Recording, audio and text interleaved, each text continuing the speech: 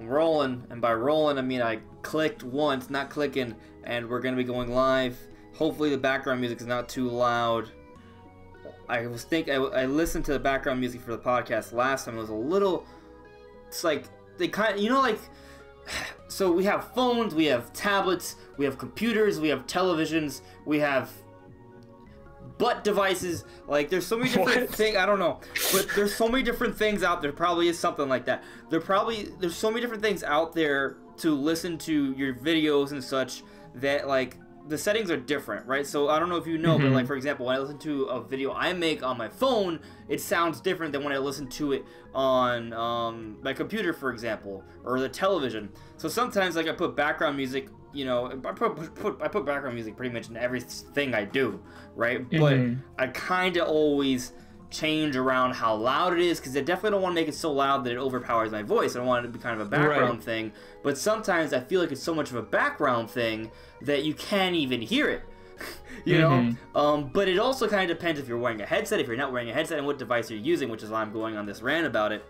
Yeah, it's just so hard. I noticed in my videos, one time my headphones broke and I had to edit all my videos like this, like just through the TV. Yeah. And it was so weird. Like, I felt like I had to turn the background noise way up, because like I was watching my old videos just on my TV and I couldn't like hear the background audio. But if I put in my headphones, it was like, oh, now the background audio is like way too loud. So it's really hard to try to get it normalized for everyone. Yeah, that's the thing. It's tough. So anyway, I raised the background music this time around to be just a little bit louder than last week, because I thought last week it was kind of inaudible depending on where you're listening it to. So if you guys listening, let me know how it sounds, how everything is going. I'd appreciate it.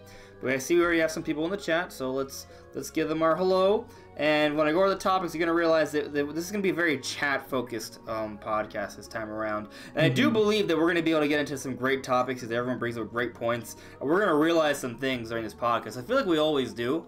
Right. But in terms of the outline, there isn't much. There's something. There's something, but it isn't much.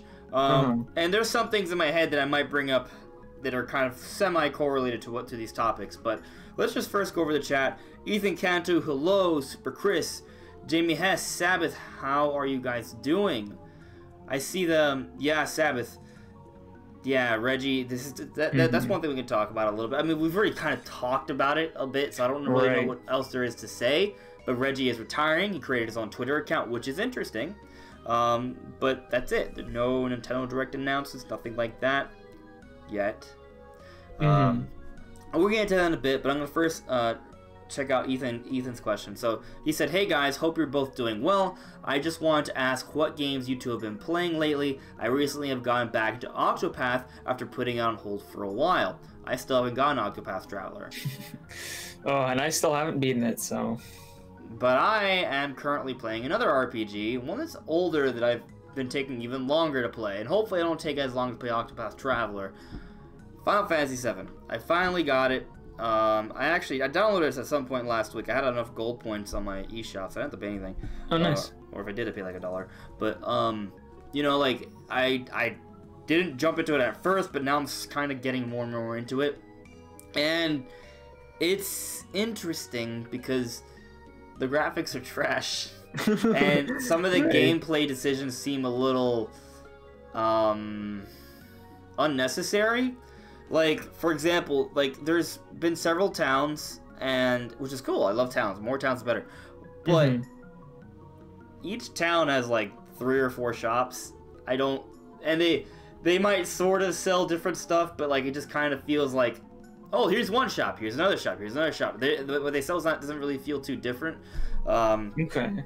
Maybe I'm just, hating here. I'm actually enjoying the game, by the way. I'm slowly getting more and more into it. I have heard that for Final Fantasy VII, it's more of like it's a slow start, but once you really... It's a slow burn. Once you dive into it, though, it picks up a lot. So, I think the story's intriguing already, and I kind of like the RPG mechanic of... It's kind of weird, like it's turn-based, but not really. It's actually kind of like everything's happening in real time. I don't know if you played Final Fantasy VII, Brandon? No, I've actually Right. never played a Final Fantasy game Because before. you're a Nintendo fanboy, which is unfortunate because actually, if you go far back enough before the N64, like on the NES and Super Nintendo, Final Fantasy was a Nintendo thing. Like not published by Nintendo, but Square and Nintendo got SquareSoft at the time got along really well.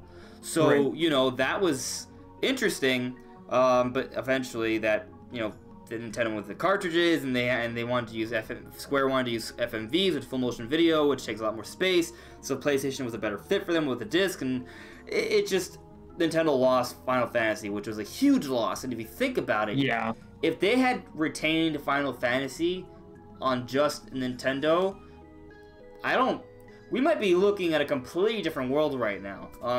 In a way, I kind of might be happy about it, because I wonder if the Nintendo today would be worse or better than it was, if they had, because the thing is, by losing Final Fantasy, it was a big part of the downward spiral of Nintendo. It's not the reason why, but it's a part of it, right? And I feel like if they had that on the N64, it would have been it may have been, no.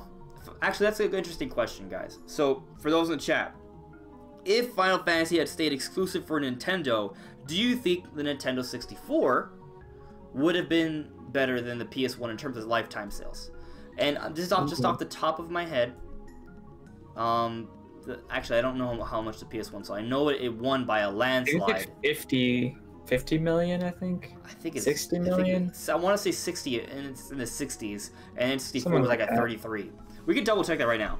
The numbers are there. Google is a thing. But the point is that PS1 dramatically beat out the N64. There are several reasons for that. Lack of third-party support, cartridges were expensive. The N64 came out really late, right? And Final Fantasy is arguably one of the many contributing factors to that. But also Sony, they had a huge head start. They had a huge marketing campaign. They did a lot. But let me see. The thing about Sony, though, is that they've sold their systems a lot longer than Nintendo. So sometimes when you go back and look at their numbers, it kind of is a little skewed, because Nintendo already moved on to the next generation. Yet Sony, which is smart, they continue to sell their older system for longer periods than Nintendo. Let me see. PS1 lifetime sales. But it'll still give us a pretty good idea of how well it did. Whoa.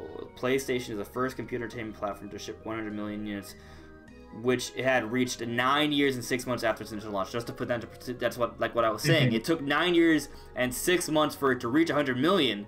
So it definitely skews, how well it fared compared to N64 when N64 was actually relevant. But the point still stands. PS1 destroyed N64. That's not really a point of contention. It did. But that number is greatly skewed because Sony smartly sold it for many years afterwards.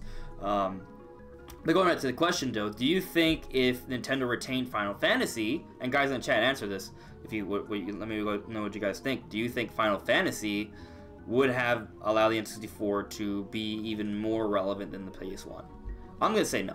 I don't think so. I think that it was a factor, and it would have cut the gap a little bit, but it wouldn't have, the reason the PS1 sold was because it had a lot of games, and it was sold very cheaply, and it came out way earlier, and it had a huge marketing campaign. So it had way more variety than the N64. N64's library is much more limited in genres and stuff. Like, it didn't really have racing simulators and things and RPGs there's no RPGs. It was Quest, what was it? Quest 64 or something like that. Yeah, Ogre Battle. Yeah. Oh, that was pretty much it. The non-existent Mother 3. Yeah, Mother 3, because it didn't even happen. 64 never happened. That would have been big. How many actually? Because it's not just one Final Fantasy game. There were a few that there was. I think 6 and 7 are PS1 titles, and maybe 8 as well. I think 6, 7, and 8 might be it. I'm not exactly sure. Dumb. And by dumb, I don't know too much about Final Fantasy. Because you're dumb for not knowing exactly which systems the 15 Final Fantasy games are on. Final Fantasy PS1 games. As a non-Final Fantasy fan. I don't know. Well, just tell me. Actually, yeah, well, okay. Wow. Yeah. A lot. The other thing is, a Final Fantasy VII on the N64 wouldn't have been the same as the Final Fantasy VII that we have now on the PS1, just because they relied so much on like those cutscenes, those pre-made cutscenes and stuff, and they had a lot of really cool things that only the PS1 could do, compared to the 64. So I feel like it would have been a different game. So I'm not sure if it would have been as impressive as, you know, the real Final Fantasy that we have now. It looks like they ported over a lot of older Final Fantasy games. But I'm just here on the Final Fantasy fandom wiki for PlayStation. Apparently Final Fantasy Origins 4, 5, 6, 7, 8, and 9, and Chronicles, and the Anthology and Tactics were all on the PS1 at some point. I don't know how accurate this is. I'm a little skeptical, but that could be the case. It could have been different ports. There were so many games that came to the PS1. Point is, several Final Fantasy games. That doesn't even count the spin-offs, which it also mentions here. Chocobo Stallion, Chocobo no whatever name I can't read, Chocobo's Dungeon 2, Chocobo's Racing, Chocobo Collection, Dice to Chocobo, Vagrant Story, and God Bless the Ring. Actually, let me try and read that Japanese one. Chocobo no Fushigi na Dungeon. That was actually not that hard. Yeah. Take it with a grain of salt, because you guys will have to check it out yourselves. This may be the case, but definitely I think it's clear that there was a lot of Final Fantasy games. So, yeah. But still, it's one franchise. I agree. That's not enough. It's everything else that the PS1 did that really allowed it to just completely blow N64 out of the water. Let me see what's going on in the chat, though. Alright, let me see. Alright. Vilbeard, hello! Adam Von Cannon. When do I think the next Direct will be? That's a good question. Well, technically, my prediction range was 11 through 18, and a couple insiders have said they've heard that it could be happening in the second half of the month. 18th would technically be the second half of the month, so it could still be this week. Could. It also could be the 25th. People have pointed out that they might want to be closer to the big Persona event that's happening on 24th and 25th. Right. And we know the Joker's a big deal. 3.0 update. Persona 5 is rumored for the Switch. So all these different things might tie into some sort of 25th event, which would be next Thursday. So that's also an option. There's also the possibility that it just will not happen, but I really doubt that. And I'll show you guys the footage of, like, I'll put up Nintendo the Nintendo Direct directory, and it's kind of weird for me to say because Direct and then a directory, but I will put that up and we'll walk through the dates, and I will show you why it is highly unlikely that there will not be a Direct this month. But we'll get into that. Brandon, when do you think we will see the Direct? Just to kind of put a date out there. At this point, I'm saying 18th, but it could be 25th. I'm gonna go with the 25th just because that's the most convenient time for me, personally. So, right. There we go. Makes sense. Yeah, I mean, in terms of me making videos, I have plenty of things to make. It's just more of me getting to it. So, although, since the podcast is very news-centric, it would help out for that. Otherwise, it doesn't matter to me. I mean, I'll get the news when I get the news. So I'm busy playing Final Fantasy VII and just working. I started going to the gym, actually, today. I got a gym membership. We'll see what happens. I have this goal. You guys have heard of the One Punch Man Challenge, right? Yeah, 100 push-ups. I think it's 100 sit-ups, 100 squats, 10 kilometers of running a day, 100 pull-ups. Like, that's kind of crazy to do all in one day. For as out of shape as I am, that's not really good or realistic goal for me to do on my first day, but like what I'm doing is that I build up to that. So today I just kind of got into the gym for the first time after a while. You know, I ran over like 2 kilometers almost, which is... I don't even know how long 2 kilometers is. I'm just like... Yeah, I'm American. It's hard for me. The only reason I know is because when you run on a track here in America, you still run the meters, right? So you have to do 4 laps to complete a mile approximately, and each lap is 400 meters. 400 times 4 laps would be 600 meters, 1.6. So 1.6 kilometers is 1 mile. Right, so, you know, 2, 3.2 kilometers would be 2 miles. And yeah. About what, 8-9 miles then with 14 kilometers. So if I ran 2 kilometers, so I ran, so out of what is okay? So 1.6, right? That is equals a mile. So 25% of a mile is 400 meters, right? So if I add that 25% on top, that would be, you know, it would be 2 kilometers, about 1.25 miles, around there. So, but kilometers and gym aside, let's get back to the chat. So I was saying, well, it is a PS1 game. Yeah. In terms of the graphics, it is a PS1 game. It's the truth. It is. Although, you know, we are playing the PC version on Switch. It does look a little bit better. It is a bit more crisp and clear, so I appreciate that. Getting into 7 nowadays could be rough. Maybe 8. It's closer to Xenoblade mechanics. That's an interesting point, Vilbeard. Yeah, I heard 8 is easier to get into. Well, I am starting to enjoy 7, so it's not like I hate it. So, but I see the H. That is the truth. Mastermind, hello. Micro app, yes. Reggie is finally stepping down. Today was his final day. He had created his own Twitter account, and maybe we'll have some Twitter interaction there. So that you know, that's something. You got the 3,000 people commenting like, "Where's the direct?" It's like, shut the fuck up. You don't even work there no more. Yeah. Sabbath is saying it could be happening towards the end of April. Adam's saying the 18th, since it's a Thursday. Yeah. Sabbath is asking us, actually, Andres and Brandon, have you guys got the Labo VR kit? I hear it's already sold out. I have not gotten it. I did not. I didn't pour. I'm waiting for the actual Zelda update to drop, because that doesn't come out until the 25th, I think. I want it. I want to get the whole thing. I just don't have the money right now. I'm probably well, I was gonna get the base system, but I've heard that There's a lot of good stuff. The best VR. It's very well. It's apparently it's very well implemented. The reviews are, from what I've heard, pretty stellar. They're really good. Yeah. So it seems like a really good, fun package. I want it. I just haven't bought it yet. There's we haven't even started the topics, and how far are we? 18 minutes in. Jesus. See? Told you we had stuff to talk about. Yeah.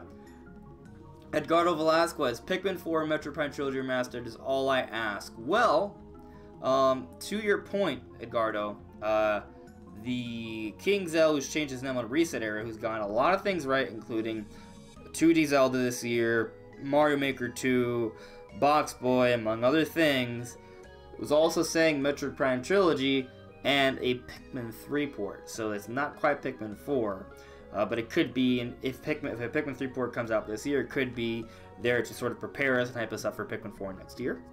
So maybe so. I kind of see. I don't see Pikmin 4 coming out this year, considering all of the big games we already have coming out from Nintendo, and they're all like in the second half of the year. So I would say Pikmin 4 has a decent chance coming out next year. But maybe if I could finally get like a gameplay reveal for it at E3, because since we already know about most of the games that are coming out this year, there's not that many surprises that they have, because they've kind of showed most of their hand. I think I do think there's going to be a lot of remasters, like maybe a Pikmin 3 port, maybe a Metro Prime Trilogy, like those are things, although I am hopeful that the Direct will reveal a couple of those. But I'm just saying that, you know, they don't have any brand new AAA games to show off that are coming this year, I think. I doubt it, at least. So I would say expect a few 2020 games to show up at E3, so they can kind of, you know, show a few off. Kind of like what they did with, well, they do it every year, where they show off a couple of games that are coming out in the first half of 2020. So I kind of expect that for this E3. Yeah. What's going on with Sakurai and his health issues? Oh, he was talking about, he says Nintendo fans are too impatient, where I think he's referring to me talking about people bugging, Oh, Super Chris is talking about how, yeah, Sakurai has to kind of deal with that.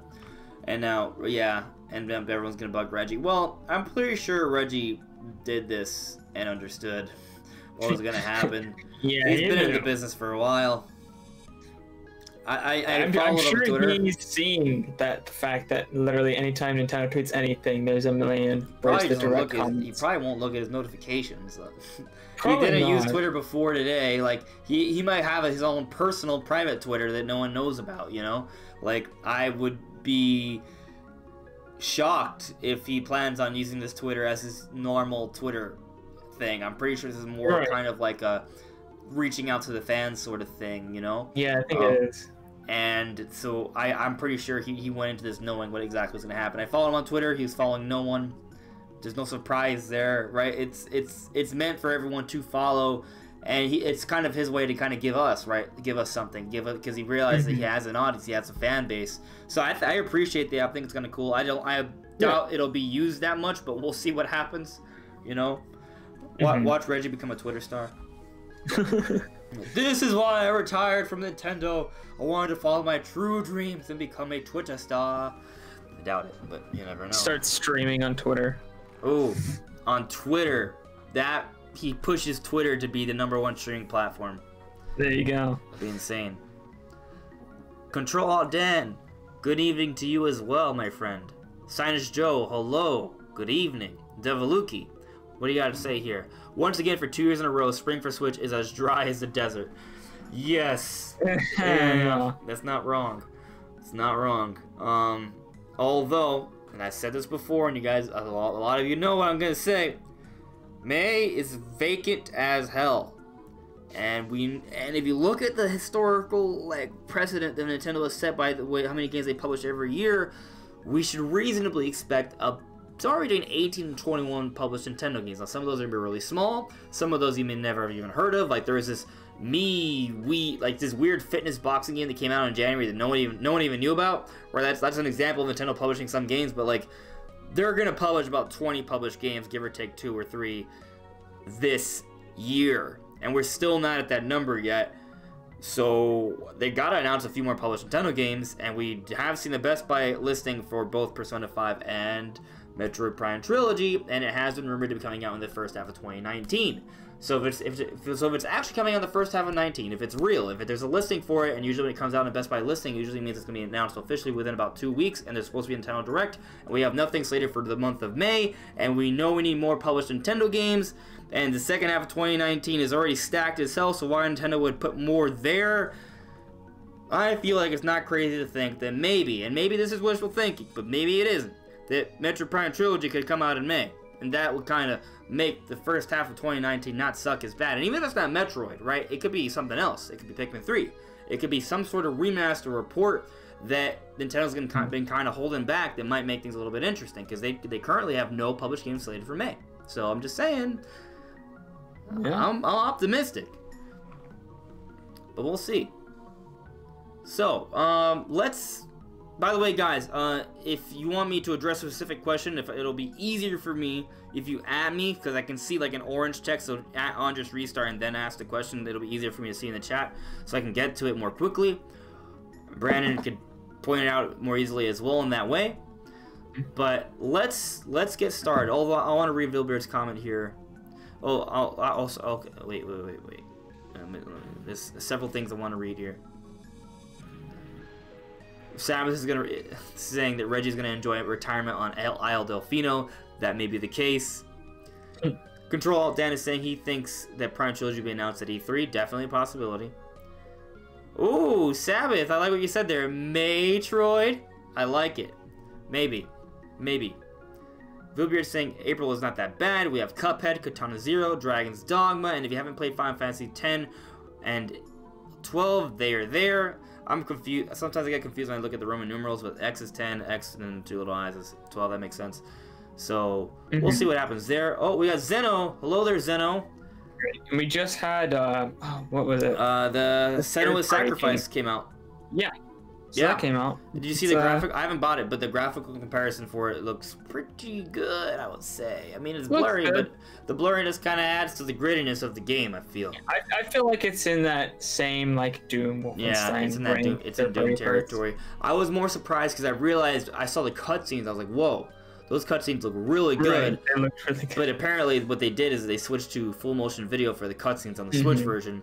Kind of interesting how we've gone full circle with that. More like Nintendo used to not have full motion video on their end on the N64, but now they're kind of we have actual studios using full motion video to sort of masquerade the lesser graphical powers of the Switch, which is kind of what happened with PS1 back in the day. They used a lot of full motion video, even though the graphics sucked, right? Like, people thought like Final Fantasy VII was this incredible graphical showcase, and it kind of was, just not for real-time graphics, right? Right. Like, the real-time graphics in the PS1 were not even as good as the N64. They just weren't even close. No, it's not close at all. But it's just interesting how they're actually using full motion video instead of a sacrifice for the Switch on the Switch in the cutscenes, and they do like this weird like transition where it's almost seamless, so you don't notice the difference. But the Switch graphics are not as good as PS4. And when you see them side by side, it's pretty obvious. But if you do not see them side by side, I feel like the difference you won't really pick up on it that much. Although I will say, after looking at it, it is pretty clear to me, at least from the YouTube compressed YouTube Digital Foundry video, that it is a little blurry, but it still looks great.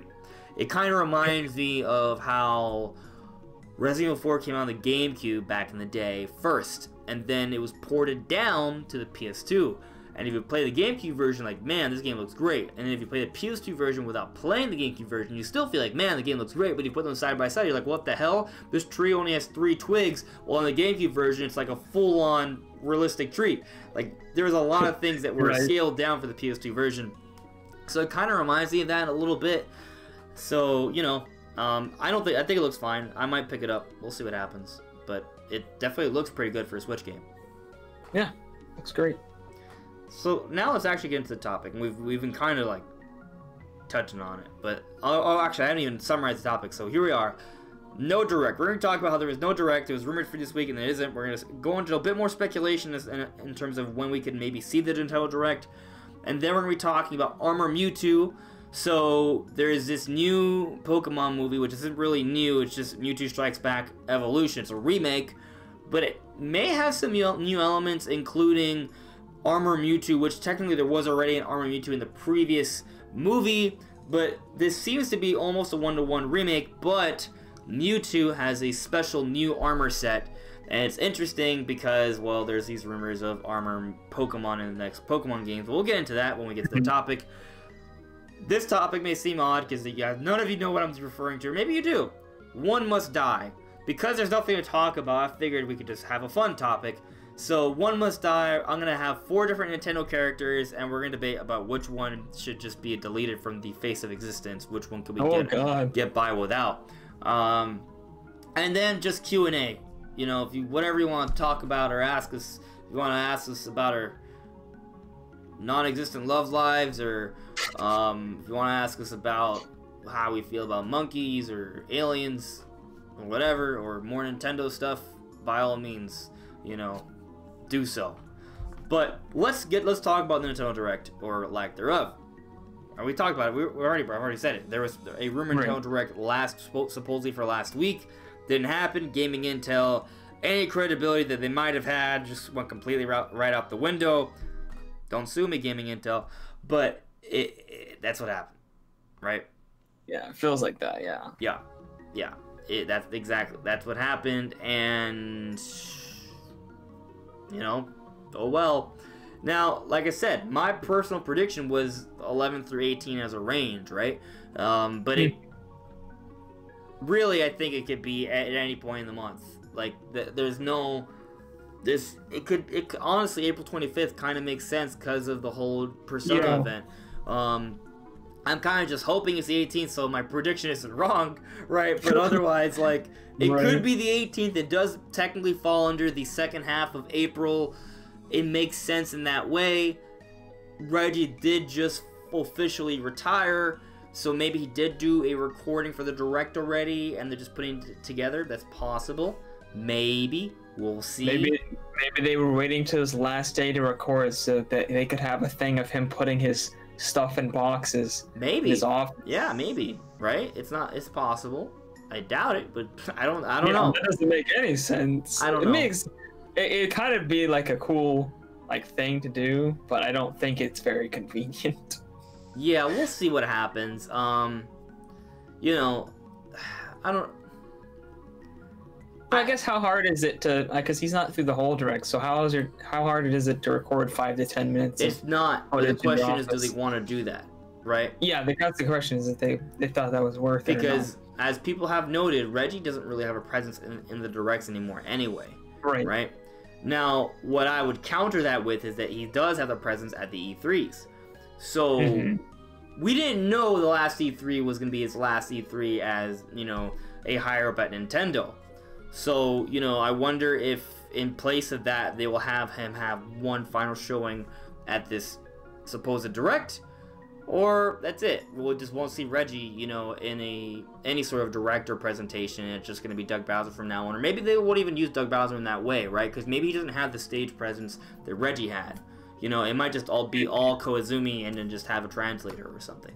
So might be. Yeah, it could easily be. That's what they've been doing for all of the directs, and it was been working fine, right? So why change? But they do always try to do a little bit more for the E3 direct presentation. It is a bit bigger of a direct, right? So I don't know what's gonna happen. You know what's gonna happen? This E3, Reggie's gonna start a YouTube channel. It's gonna be Reggie Reacts to E3 live stream. There you go. Wow. That's it. That's what we get. You'll be like, oh my god, they announced Mother 3. I never thought that would happen. That'd be funny. So there is an interesting thing that came up. I noticed that, yeah, John Cummins, you're talking about the system update. So that it's an interesting point. There's one thing from the system update I want to talk about. I'll just read off some of the functionality features. And yes, this is relevant to the topic, and you'll see. Just bear with me. Alright, so I could just read them all off, or I could just read the one I care about. But I'm going to read them all off real quick. Actually, it's a lot of text. That's a lot. Make up your mind. I don't know. Okay, let's read them all. Alright. A sort software feature is available after selecting to view all software from the home menu. Software can be sorted by time last played, total play time, software title, and software publisher. Okay, so the sorting is more sortable. Great. All the software option displays when there are 13 or more all software icons in the home menu. Okay. View all available news options available within the news, allowing you to view all the news items currently being distributed. Go to the news channels, view more. Select from 15 new icons. Okay, we don't care about that. You can edit your icon, blah, blah. Okay, great. This is what interested me when I saw it. A feature to transfer your save data is now available, allowing you to transfer your save data for individual games between your Nintendo Switch systems.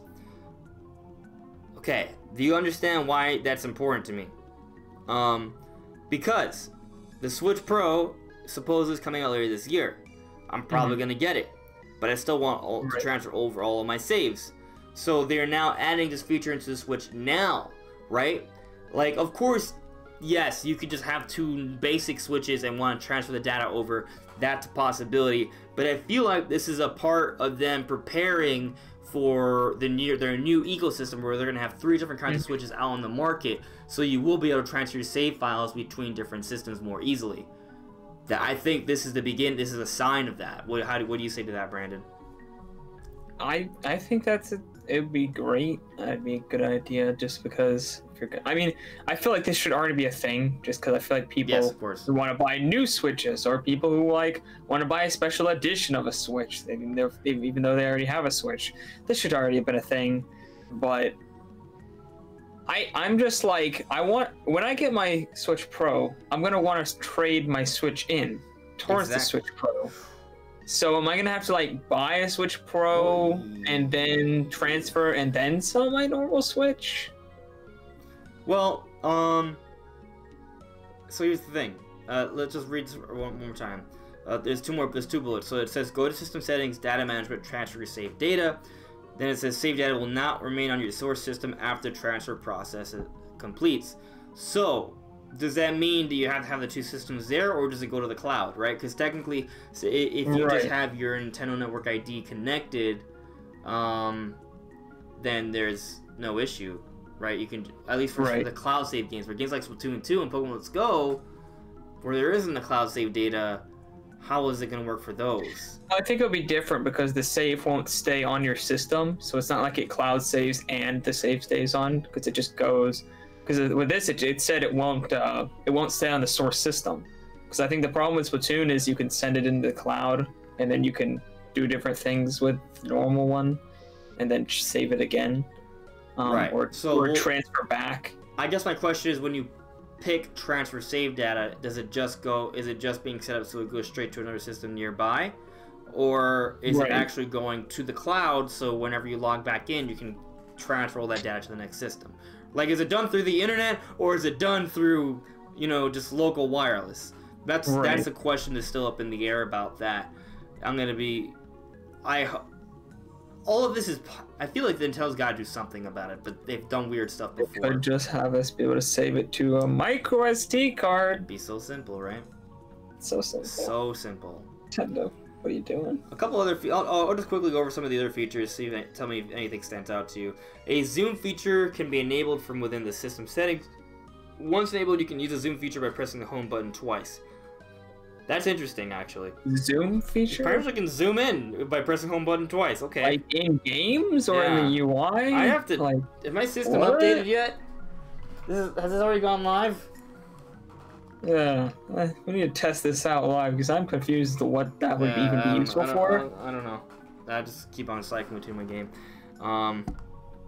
Interesting. An option is available to prevent the system from waking from sleep mode when an AC adapter is disconnected. Okay. A VR mode 3D visuals restriction is available within parental controls. Okay, that makes sense. That's it. Oh wait, one more thing. The following needs have been changed. Functionality remains the same. Save data cloud backup. Save data cloud. Ooh, that goes there. That's interesting. And then transfer your user and save data to transfer user data. Maybe it's just a simplification of the name. But by changing Save Data Cloud Backup to Save Data Cloud, it becomes maybe more than just a backup. Right. Right? It's also could be something where you just send it there, that's where your save data is, and if you have another system, you have the same network ID, you transfer it over. That's not backing it up, that's having it transferred to your device. So that's an interesting name change. That's how I would like it to be. I don't know if they're just doing it to simplify the shorten the name, or if they're actually doing it because it is meant to imply more than just backing up things. It does kind of go hand in hand with the other thing we were talking about, though, in terms of transferring your data. Interesting, at least. I wonder what everyone in the chat thinks about this, though. Nintendo Zoom. There you go, Sabbath. Yeah, Edgard, I think it's a pretty neat accessibility feature. Zeno just updated. Maybe my system hasn't updated yet. That's why the home thing wasn't working. I'll have to check it out later. But anyway, the reason I brought this up was to talk about this information that could be suggesting more about, hey, they're preparing for maybe these new Switch revisions, right? They're building up that ecosystem, so they just had an update now for that. What if the Nintendo Direct is happening soon, and they're going to reveal a Switch revision or two, and they're going to come out really soon, right? So I'm just saying this could all be the legworks to set up this new ecosystem within a few months, like not by the end of the year, but by summertime, which is what the reports have said. Summertime, not holiday time. So if that's the case, we're really not that far away. They're going to have to be announced soon. If it is going to be summertime, to expect these Switch revisions to be announced at E3 might be a little late. An April Nintendo Direct kind of makes sense to have them, I think. Now, it doesn't have to be within an April Nintendo Direct. It could be a May Nintendo Direct. It doesn't even have to be a Direct.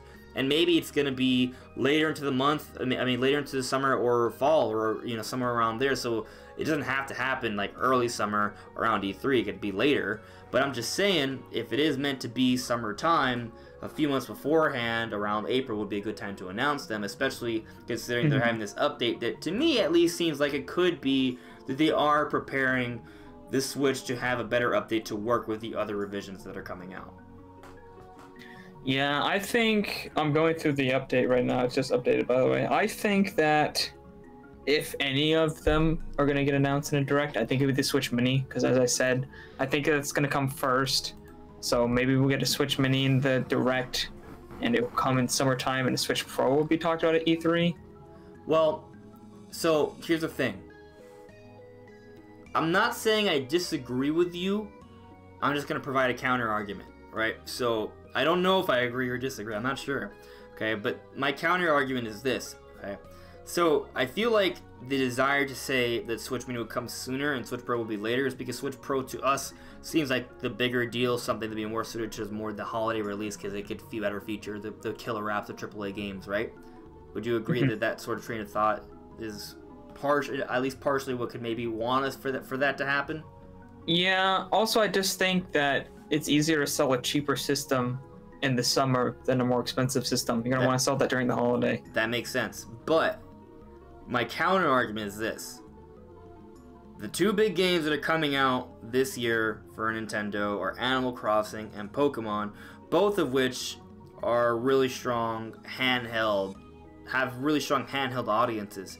So it makes sense to have a Switch Mini to pair up with them. Now, it doesn't have to come out at the same time, but it also might make sense to have it launch alongside one of them. Now, they could just have the special Animal Crossing Mini Switch, right, and a special Animal Crossing Pokemon Sword and Shield Switch, right? They've done that. They did with Let's Go. They did it with Smash with the Switch docks, right? They had the little Pikachus and the Smash stuff on them.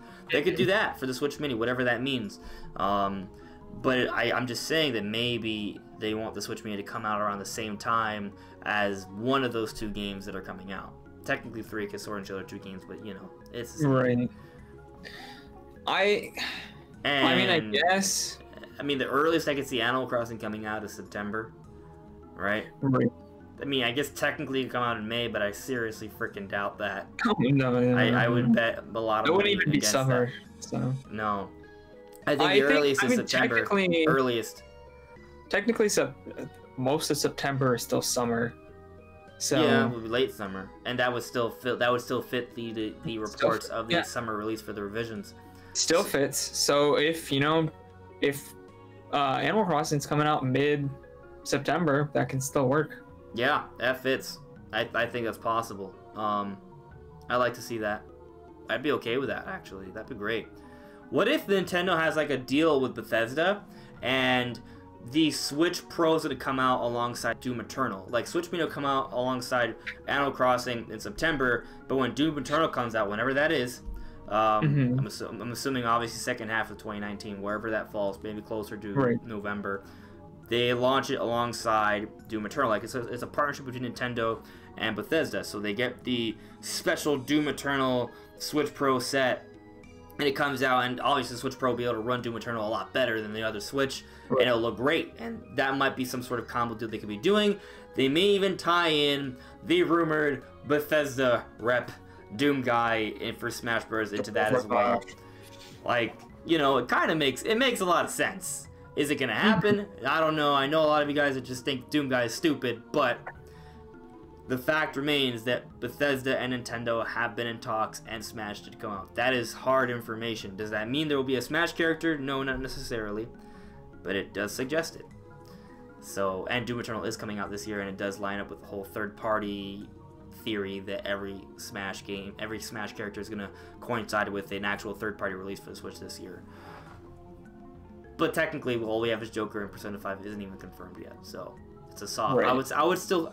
Even though I feel like it's a widely believed theory, it's still just a theory. We don't know that, right? Yeah, like, it is. It may not even be all third-party characters. We just think that right now because the first one we got is a third-party character, and the second one that's highly rumored and widely believed is Erdrick, another third-party character. So, right.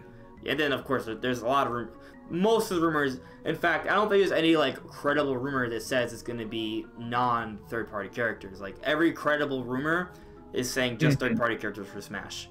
There's no rumor out there saying, oh, it's gonna be Silex, oh, it's gonna be, I don't know, Isaac, Rex. Like, there's no rumors. Now there is the spirit data that is mysterious. There's boss data missing for that boss character. What's his face from Earthbound? Jesus, why is it slipping my mind? His name. Jeez. I know exactly what you're talking about. I know Porky. Yes. So Porky's missing. People were wondering why, right? And then for Silex is also missing, and I believe there are other spirits for the hunters are there, but Silex isn't the most important one who's been featured in multiple games. So people are wondering if that is suggesting maybe DLC for those characters, Porky and Silex. I don't think it's impossible, but I'm just saying, like, I wouldn't call it a rumor. It's just kind of, it's actual hard evidence that you can interpret it however you will. So, but when I say rumors, I'm talking about like supposed insider information that's going around, right? There's no inside information saying that Silex or Porky are going to be DLC characters. So, you know, and I doubt Porky would even be a DLC character. I feel like he would be a boss, but you never really know. It's hard to say. But yeah, I think it's just interesting how that could all work out. But anyway, I think kind of bring things back to there being no direct, or maybe there being a direct.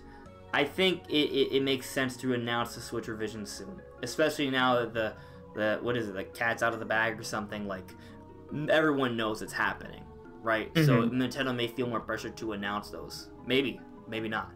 Some companies have done that in the past where their information's already blown out, so they announce it sooner. Or maybe Nintendo was gonna announce it soon anyway, and maybe that's why the reports came out, because Nintendo was already pretty much ready, and you know, the Wall Street Journal already got a heads up on that, and they put out their report. Yeah, maybe. I don't. It's hard to say. What? Yeah. It's really hard to predict these kind of things. No, we don't know. We don't know. But let's we'll get to the chat in a moment. But I want to go over the Nintendo Direct. Let me show you the actual Nintendo Direct dates, so you know what I mean. The Nintendo Direct archive, not directory. So let me just put this over here so you guys can see that. Let me see how it looks on stream. All right, that's legible, right? So, all right, so let's go back to 2018. 2018, we had a direct mini in January and then a March Nintendo Direct. Okay, so let's go to 2017. Right. Let's go to 2017. Right, in 2017, we had a January Fire Emblem Direct, an April Nintendo Direct, an ARMS May Direct, a Pokemon Direct in June. But this is also the year the Switch came out, right? So keep that in mind. Right. So there was also the big Switch reveal event in January. So it's not on this website because it's technically not a Direct, but we had the Switch presentation, which was in January, and then we had the Nintendo Direct in April, right? Let's go 2016. So in 2016, what we're seeing here, we have a Smash Bros. Presentation in December, and then a March Nintendo Direct. So it took a long time there to get to actually have a Nintendo Direct, apparently. And then going to 2015. So in 2015, we had a January Nintendo Direct, then an April Nintendo Direct on the first day. Okay. 2014. Let's see what happened with 2014. 2014. Okay, so in December 2013 was a Nintendo Direct. Then in February there was a Nintendo Direct, and then in April there was a major Smash Bros. Direct. So it's like there's a 2-month interval between these major directs in 2014, and then in 2013. Was it 2013 when they got started? No, I think it was 2012 or 2011. Yeah, well, they've been doing this for a while. Holy crap! But like, just look here: February Nintendo Direct, April Nintendo Direct, right? And actually, the dating here is very similar. But just look at this, 2013. I'm just saying, like, we got a February Direct on the 14th back in 2013, and this year 2019. Thursday is on the 18th. I'm just saying that the dates are, if a Direct happens this week, it would match up with this one really well. And then 2012. Let's see what happened in 2012. Okay, 2012 was nothing. I guess this is the first Nintendo Direct. Nah, I doubt that. They might not be showing all of them, but yeah, no, because they had a Direct in January. The first Nintendo Direct ever was in January, right? I don't know. I don't think I ever saw the first Direct. You never saw the first Direct. I mean, I didn't know about Directs back then, so I didn't see the first Direct. First Nintendo Direct. Wow.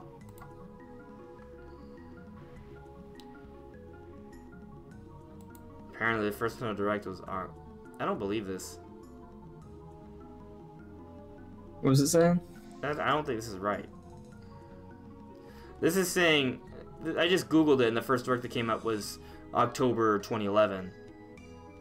But I remember the first Direct with Iwata and they revealed... it was like in January. Maybe I'm wrong.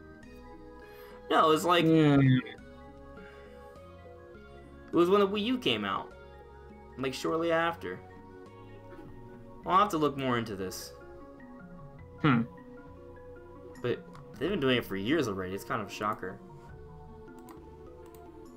But the point is, right, if you look at the years of the Directs, there's usually 2 Directs before E3, right? And if you have game exclusive Directs, there's more.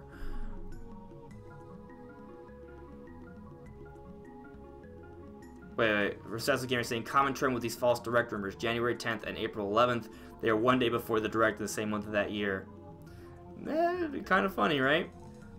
Yeah, because they're just... I think they were just speculation.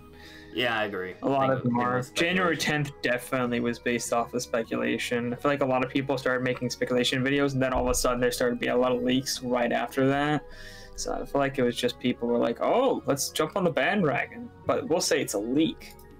Yeah, I mean, if they had gotten it right, their credibility would be like, oh, everyone, look, they know things. But it was kind of... I'm just saying, like, you have like a coin flips chance, like, to say, oh, there's going to be a Nintendo Direct on a Thursday in April, when historically there's at least one more major Direct before E3 around this time of year, especially considering when there's one in February. It's not really a crazy prediction, you know? No. It's fairly obvious. Now, if you said it's going to be on this day and this and that and this is going to be announced and it all happens to be true, then you're a little more credible. As long as it isn't, you know, like stuff that's already super obvious. Yeah. So I want to read this comment from Alexander. So Alexander's saying, you guys were talking about Doom. Do you guys have or like to play it on the Switch? I was having a great time with this game, but after a while it gets really repetitive and more of the same. So I actually started playing Doom 2016 on PC. Brandon shared it with me on his Steam account. So I've been playing it. I think it's beautiful. And I even like lowered the settings, one, so I could make sure I would run it really well and be able to record it with OBS without any hiccups at 60 FPS. But, you know, also to kind of see how maybe a theoretical Switch Pro could maybe run it. And it looks great. It looks great. Now, I've seen gameplay for Doom on the Switch, and it's a little blurry. But, you know, it still looks and plays fine. Yeah. As far as him saying it's repetitive, I've not beat the game yet, but I think I'm like 3/4 the way through it, and I haven't felt it being repetitive at all. It feels really fun. I mean, you could say any shooter is kind of repetitive. He says it's you just do the same thing with more and more enemies. I mean, that's kind of how shooters work. Don't you like slowly get more and more weapons and power-ups as you go through? Yeah, you do. So you get a lot of new different guns. So, I mean, any shooter, you're gonna be going through and fighting more and more enemies. It's like, that's how shooters work. So no, I don't think it's repetitive. I think you're constantly getting new abilities and upgrading yourself, and you have like a skill tree for every weapon where you can unlock new abilities for that specific weapon to make it stronger and tailor it to how you like to play. And you get things like I think you get a double jump. It's kind of like Metroid in that way a little bit. And so, and the levels, of course, you're always going to different places, and they have different layouts and all kinds of things and different gimmicks to them. So no, I don't think it's repetitive at all. I think it's great. Now, from what I've played of it, it's fun, but I haven't put in that many hours to really give like a definitive answer. But I think it's good so far. I mean, the game's gotten great reviews. I mean, it's highly praised for a reason. It's not just hype. It's good. So. What I'm looking at. Oh, okay. Our guard is saying arcade mode was pretty fun for Doom. I've not tried arcade mode yet, but I hear it's really fun. Hello there, insert cool name. That's a cool name. Whoa. Yeah. Whoa, exactly. Best name on YouTube right there. Whoa. Recessive Gamer says, your channel has doubled since I subbed. Whoa, holy crap. We're just going with his voice now. We're rolling with it. The entire time. Whoa. Whoa, man. Whoa. No, I'm just kidding. Yeah, so, you know, I think just kind of like to close out this direct, because I feel like we're kind of beating a dead horse here.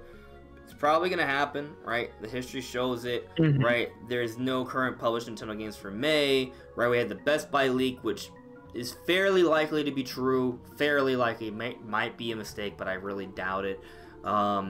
Like, there's several points to think that it could be happening, especially with the Smash 3.0 update on the way. The Switch has got a major, update. We know about the reports with the Switch revisions coming out. Like, there's all these different things, you know, that are going on that we're gonna have to get news about soonish. Now, you know, I noticed that last week several channels and people were like, "Oh, there doesn't need to be an Nintendo Direct, blah blah blah, this and that."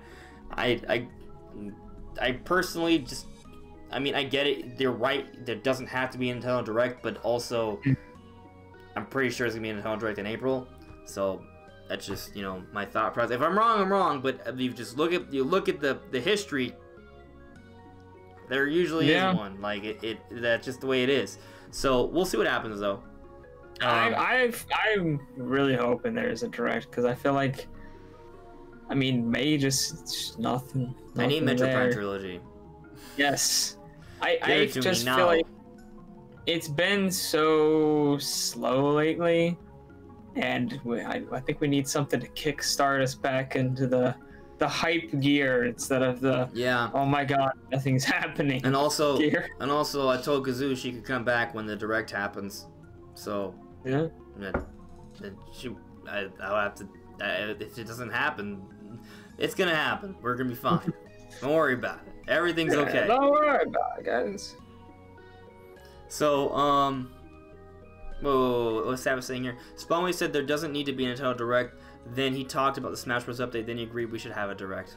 Well, that's the thing. It's factually true that there doesn't need to be one. Like, does there ever really need to be one? But I feel like, I guess the point to be made is that Nintendo's already announced pretty much every major published game that they're coming out with this year, right? But like, we don't have dates. We don't really have. I feel like, you know, like I said, May has nothing, right? May has nothing. I'm beating a dead horse here. All the points that I've made have been made. That's it. Like, there's just, I think it's really likely, but it is not 100%. That is the truth. It's not. It's never 100%. That's the thing, though. I guess we could touch on that a little bit, because some people are disappointed because they thought it was gonna happen, and this is also beating a dead horse, because we talk about this too all the time, right? Like, look, we love to hype things up, we love to speculate, we love to talk about it, but you always gotta understand that until it's officially confirmed and announced, it's not 100% happening, right? That's just the way it is. In fact, I would even say that I feel like if you were to take the approach that everything you hear from rumors, regardless of how credible it is at like 50-50, I would say that's fair. Like, if you go in it with a 50-50 approach, you're not thinking, oh my god, this has to happen, but you're also not thinking, oh, no way, this isn't happening. You're thinking, okay, it might happen. Maybe. Like, and I think that's a healthy perspective, because some things are true, some things are not. That's just the way it is. That's the way this industry works, right? So that's all. I mean, I'm sorry if anyone was disappointed that it didn't happen last week, but you gotta understand, rumors are very common. Sometimes they're right, sometimes they're wrong. So I like to take the 50-50 approach. That's how I see it, at least. I mean, in my mind, even if we don't get a general Direct before E3, I highly doubt that there won't. Alright, that's going to be a confusing way to word it, so let me reword that. We're most likely going to get a Pokemon Direct before E3. I agree with that. I think May makes a lot of sense, like late May, like a week or two before E3. That makes a lot of sense, Brandon. We've seen that before, and they've been very quiet with Pokemon Sword and Shield since the actual February reveal for it. So I'm thinking, and I mean, we both agree on this, that they're going to have a Direct or some sort of blowout for Pokemon Sword and Shield right before E3. It's how it usually is with their new generations. And then after that, throughout the year, we're going to probably get like slowly more and more information. Yeah. Yeah, and I like what may happen is that we'll have like a big Pokemon Sword and Shield reveal, or not a reveal because it's already been a reveal, but like more information, like an information blowout, right? Like in terms of gameplay and features, we'll learn about a lot more modes. We may learn about the special new mechanic in the game, things of that nature. And then at E3 during the Treehouse, they'll show off more gameplay. We'll get to see the game in motion more and get more details through that. And then we'll start seeing updates through Core all throughout the year leading up to release. Core being this Japanese magazine where we get, at least I know, there's other stuff, but I usually see like Pokemon information there. Like that's where we get a lot of our Pokemon information first, Core. So that's how I kind of think it's going to happen. And I mean, if you look at the if we go back to the archive, right? Like you saw, it wasn't just Nintendo Directs. Like there's game exclusive Directs. That happens a lot. There have been several Pokemon Directs. So it all makes sense. I think this all could happen, and we're just gonna have to wait and see though, because you never really know. But let's get into, since we're talking about Pokemon, I think we can kind of just jump into it. Let's talk into this Pokemon topic that I have. Now, it's nothing too crazy, or it could be. It depends on how you look at it. But we got to see footage of a special new armor set for Mewtwo. Now, this is from the movie, the Pokemon, Mewtwo Strikes Back Evolution, which is like it's a remake of the original Pokemon movie, but in 3D with 3D graphics.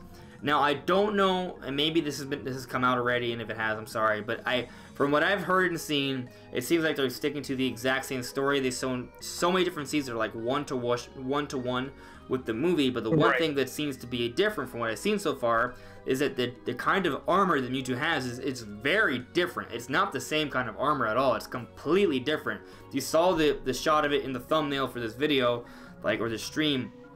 It's different. He has like projectiles coming out like with little claws and stuff. It's not the same as what we saw in the original anime. So I have to imagine that it's tying into an armor evolution mechanic for Pokemon Sword and Shield. Now, why do I think that? Now, there's several reasons why. First of all, oftentimes there's a Pokemon movie that comes out, at least one Pokemon movie every year that sort of teases something, right? And especially when it's a new generation, it's going to tease a new mechanic or Pokemon in the series. Like I remember with Mewtwo Y that happened, right? Like these things happen. So even though there isn't, like, from what I've heard at least, there isn't, that we're getting the Detective Pikachu and we're getting this Mewtwo Strikes Back movie, right? So this Mewtwo Strikes Back movie, even though it's a remake, we are seeing a new type of armor in the movie. Now, that I wouldn't say is like hard confirmation that we're going to see this armor in the Pokemon games, but this is on top of the fact that we've seen from several credible rumors that there's going to be armor evolution in the game. Now, I went back and looked at how I even thought this was credible, but this information is coming from, or rather being shared by the same people. One Twitter user, for example, Mug. Mug is a person who literally called every single game that would be in the Nintendo Direct in February. And the date. All before it happened. Like, this is super crazy. That doesn't just happen. Like, it's insane. Right? So this person is kind of like proven that they have insider information. They even shortly after got the Pokemon Direct right shortly after. So you got the February Nintendo Direct right, the Pokemon Direct right, and then actual games. Like I was actually, my predictions for the February Nintendo Direct, the Pokemon Direct, were pretty spot on, right? But that's just me predicting, right? That's a guesses, like a normal person. I wasn't fake leaking anything, but there is no way in hell I was gonna guess all of those games, right? You had Twitter leakers out there, like not all of them, but some of them. This person like got all of it. So this person almost assuredly has legitimate information, and they're sharing out that Pokemon Sword and Shield is gonna have armor evolution. Now, technically, I should say what he was doing, he was retweeting something, right? So it's a little bit of it's a little different, but if you follow it through, this information actually came from I forget if it was Reddit or 4chan. I feel like it was probably 4chan. Came from 4chan before Pokemon Sword and Shield was revealed, and it had several things that it said about the games that we didn't know about. For example, that it would be in Great Britain, for example. Well, that's not a hard prediction, but it was a part of that. They also talked about a couple legendaries and armor evolution. So that makes sense. There's credible leakers supporting that bit of information. They got some things right about Pokemon Sword and Shield before we even knew about it, so that kind of makes it even more likely. But also, in terms of armor evolution, we've seen within the trailer evidence for that. So there's a shot of the lab in Pokemon Sword and Shield, and if you zoom in, you have to zoom in because it's not obvious at first. I know, enhance it. It's kind of a joke with old movies, but when you do that, when you enhance it, you see close up. There's like a diagram of a Charizard head with machinery right next to it. It seems to be implying some sort of mechanical armor enhancement for Charizard. Charizard being one of the 4 rumored Pokemon to be getting an armor evolution. Now, there's going to be more, but those are the 4 that were said to be there. And the other one is Mewtwo. And now we're seeing an actual new armor set for Mewtwo in the movie, kind of further validating these rumors that there's going to be armor evolution in Pokemon Sword and Shield. So, I mean, I'm sold, by the way, in case it's not painfully clear. I'm sold that this is a thing. It's totally happening. I don't even want it to happen because I like Mega Evolution, so I hope it's not like the same thing. I hope it's something unique. Hopefully, fingers crossed. But there you go. I mean, the thumbnail, I mean, it says a lot. I mean, I could probably pull up an image just so for you guys can take another look at it. Let's see. Let me see. Mewtwo. No, wrong one. Actually, I could pull up both just so you can compare them. Oof. Oh, not that.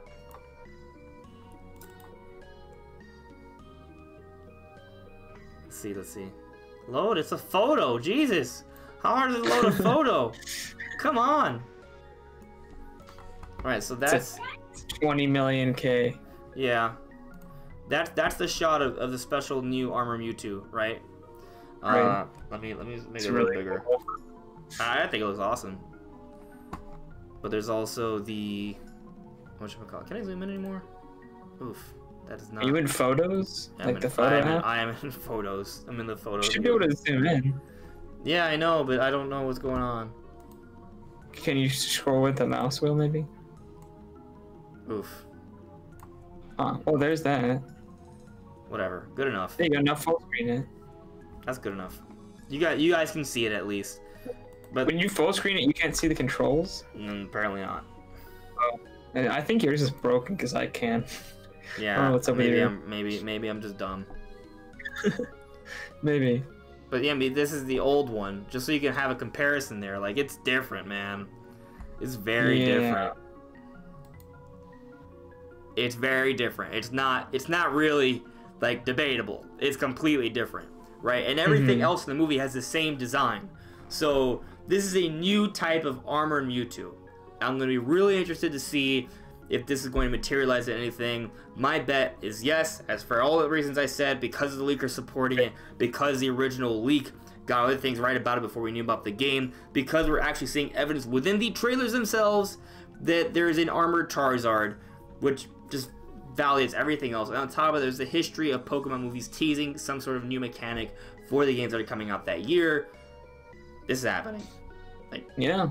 I mean, maybe the professor who is researching it, maybe he heard about the armor of Mewtwo and he decided to make armor for other Pokemon, and maybe that's the thing. Maybe they hint at that in the game or talk about it, and maybe that's one of the reasons the movie's coming out, to remind you that that's actually a thing. Yeah, maybe. I'm seeing some interesting questions brought up in the chat. So, one in reference to the movie, the Pokemon movie. Andres, are you a fan of the movie's art style? No. Oh, really? Well, I wanted to say no just for shock value. It's yes and no. So, like, when I say no, like, there's something weird about the characters, like the actual people, but the Pokemon and the environments look really good. The people look a little off-putting to me. Like, they don't seem to really match the original anime, right? Like, there's something about it that doesn't, it looks different to me.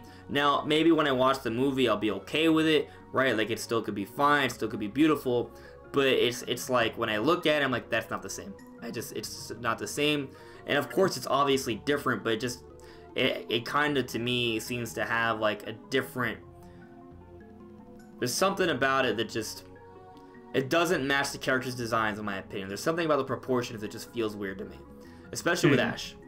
But the Pokemon, I think, look great. I think the Pokemon look fantastic. I think there's some really beautiful shots and scenes in there. The environments look great. And who really cares about people in Pokemon anyway, right? Right. So yeah.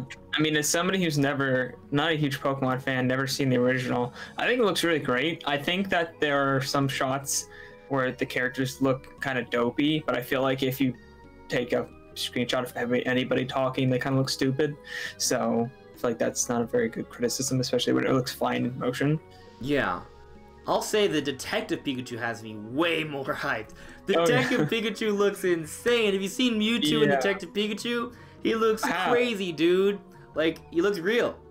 And it's terrifying. And I love it for that reason. It looks awesome, dude. Like, I think it looks great. Did you see that they had, no, IGN shared this. I don't know if they were the original ones for it, but IGN shared this video of Detective Pikachu where they kind of showed off different Pokemon, like, auditioning for the movie. And it was really cool. You got to see some really interesting Pokemon. Like, there's this one really quick shot of Torterra that just looks super uber realistic and, like, believable. Like, he looks incredible. I want to see Pokemon like this in more movies like this. Like, I don't just want to see Detective Pikachu. I want to see them really explore this because it looks amazing.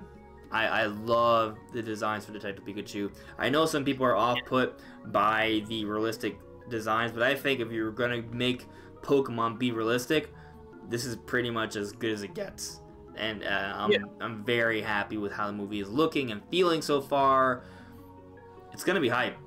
I think it's going to be a good movie. Now, good, you know, good, it's all relative, right? Like, for example, I remember years ago, I saw Da Vinci Code, and I thought Da Vinci Code was great. Granted, I was younger, I was a lot easier to impress then, but, you know, I thought it was a good, entertaining movie, and I bet if I were to watch it now, I'd still find it to be a good, entertaining movie.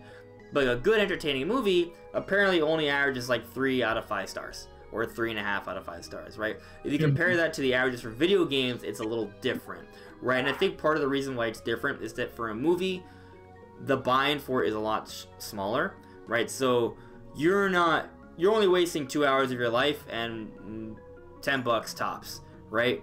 For a movie. But for a game, it's $60 and it's 60 hours, you know? So it's like, when you get a game, it's a much bigger investment. So I feel like for games, we tend to have a much higher expectation for reviews.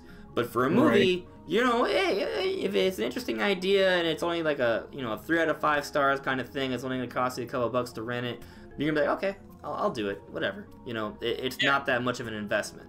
Especially with things like Netflix and stuff, where new movies are coming onto there all the time. You only have to wait a little bit, and then bam, the movie that was just in theaters, now it's on Netflix, and well, you already have that, so pretty much free.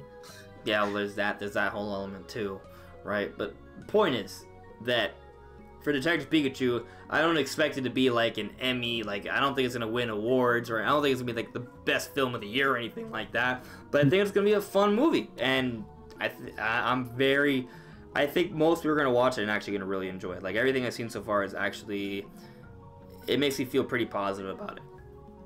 Yeah. And I'm skeptical about movies. When it comes to movies, I'm skeptical. Like, there are things I see and like, God, that looks like trash. Right? Like, most things I see look like trash to me. Detective Pikachu does not. Maybe I'm biased because I'm a big-time Pokemon fan, but I feel like, considering my perspective, like, I would be worried about it sucking, and I am not, because this is my perspective. Like, so, this movie is going to make Pokemon really mainstream, right? Like, a lot of people who don't normally buy into Pokemon or watch Pokemon are going to see this movie.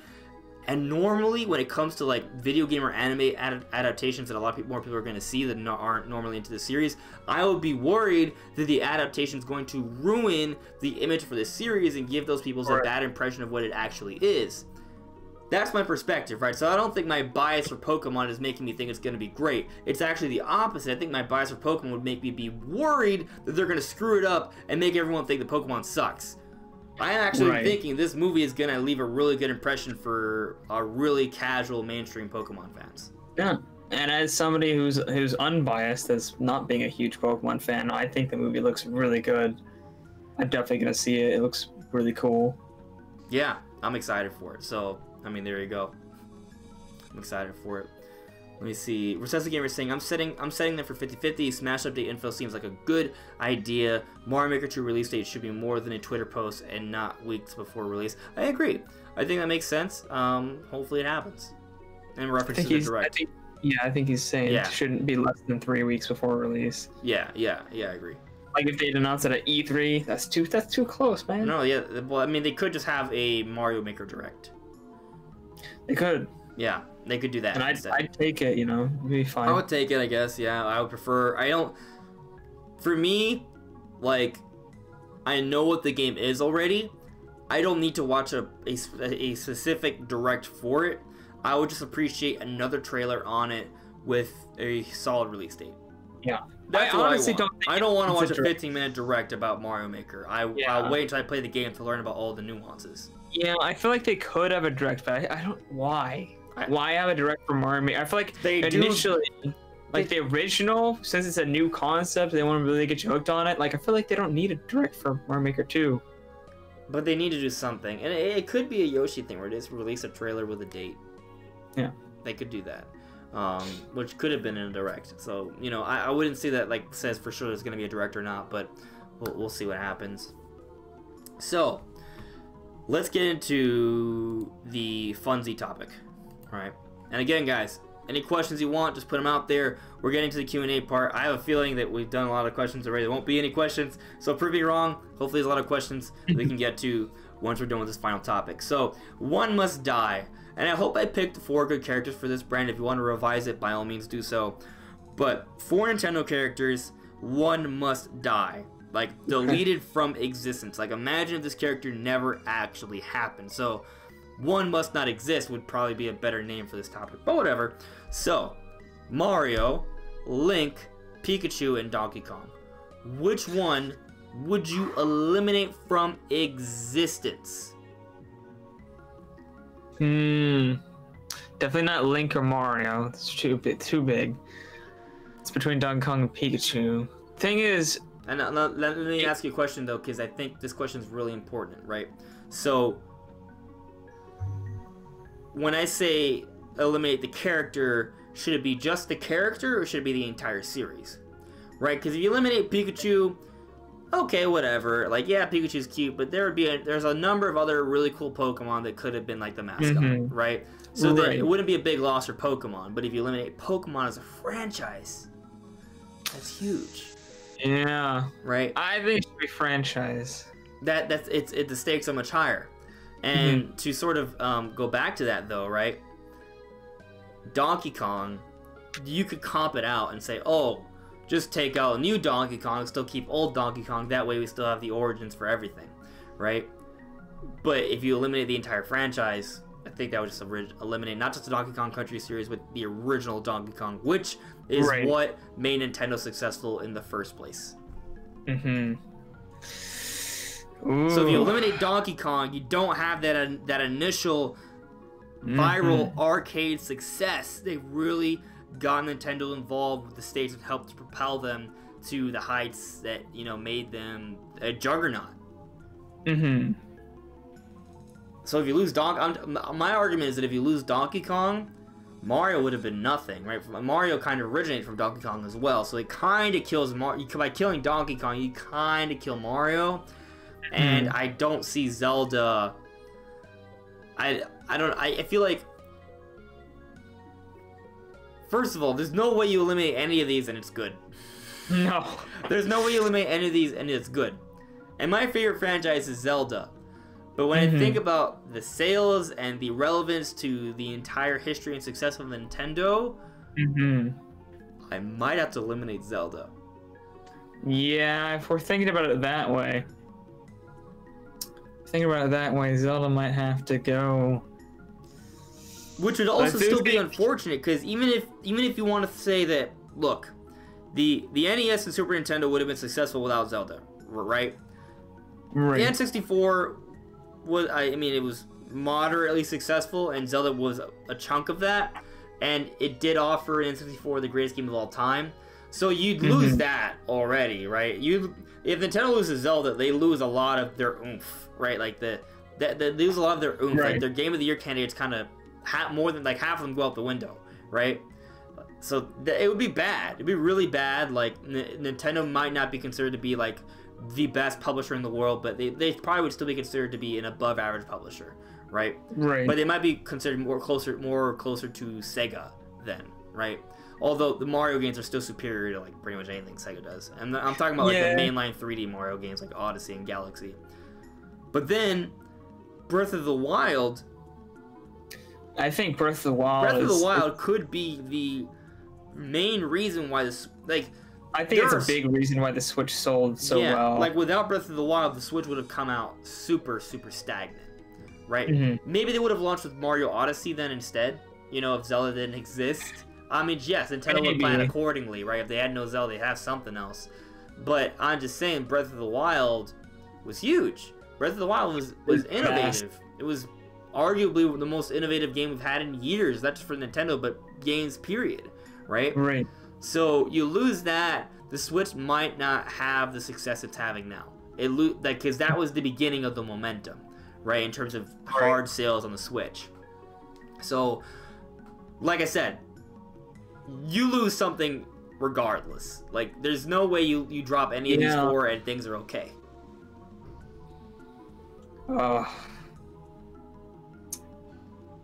then for Pokemon, keep in mind, Pokemon, I'm pretty sure is it a better selling franchise than Mario? I might be. I think it is. I feel like Pokemon is kind of what makes the handheld systems for Nintendo just Pokemon's what made them dominant. Without it, you just don't have you don't have a dominant handheld market. Yeah.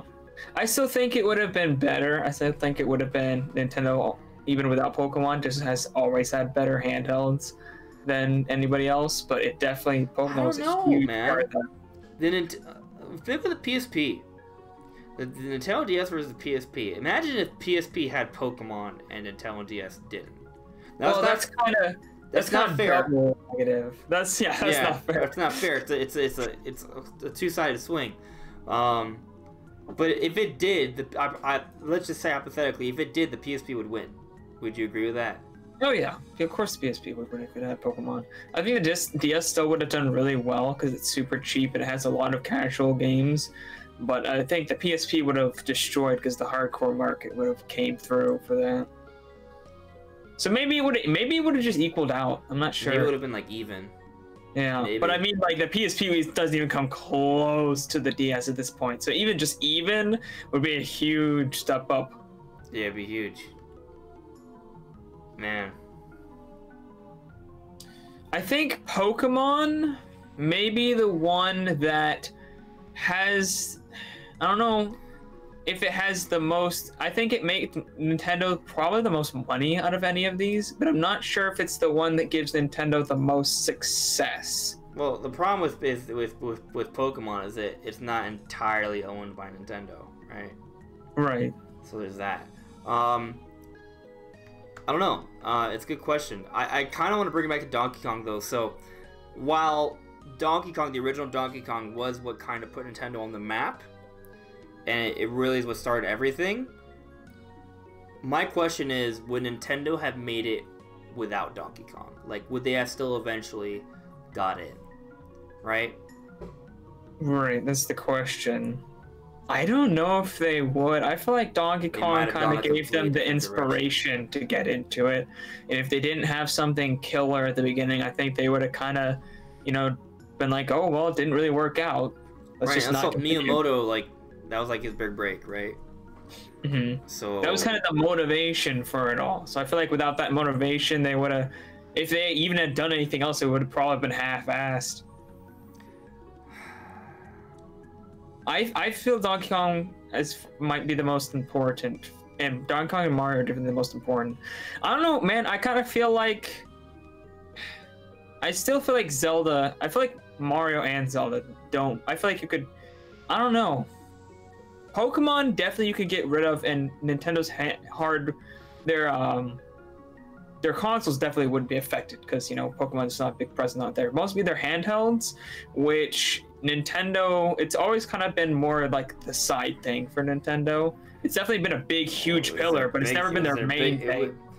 the Game Boy Advance and the DS outsold their counterparts, and so did the entire throughout the entire 2000. Like I don't know if I agree with you, Brandon, because every single handheld has outsold the home console equivalent for that generation from Nintendo. Oh, it's just how handhelds work. They're cheaper and they just sell better. But Nintendo's still by focused a lot, on though. It's not even close. Yeah, but Nintendo's still focused on their consoles. They don't focus on their handhelds. It definitely is the more money maker, but that's like saying mobile is now the main thing. But I can make the argument Nintendo would have bowed out of the console business if it wasn't for the handhelds. I don't think they would have. You could also make the argument that maybe without Pokemon, Nintendo wouldn't have gone deeper into the handhelds and they would have stayed more focused on one platform. That is probably true.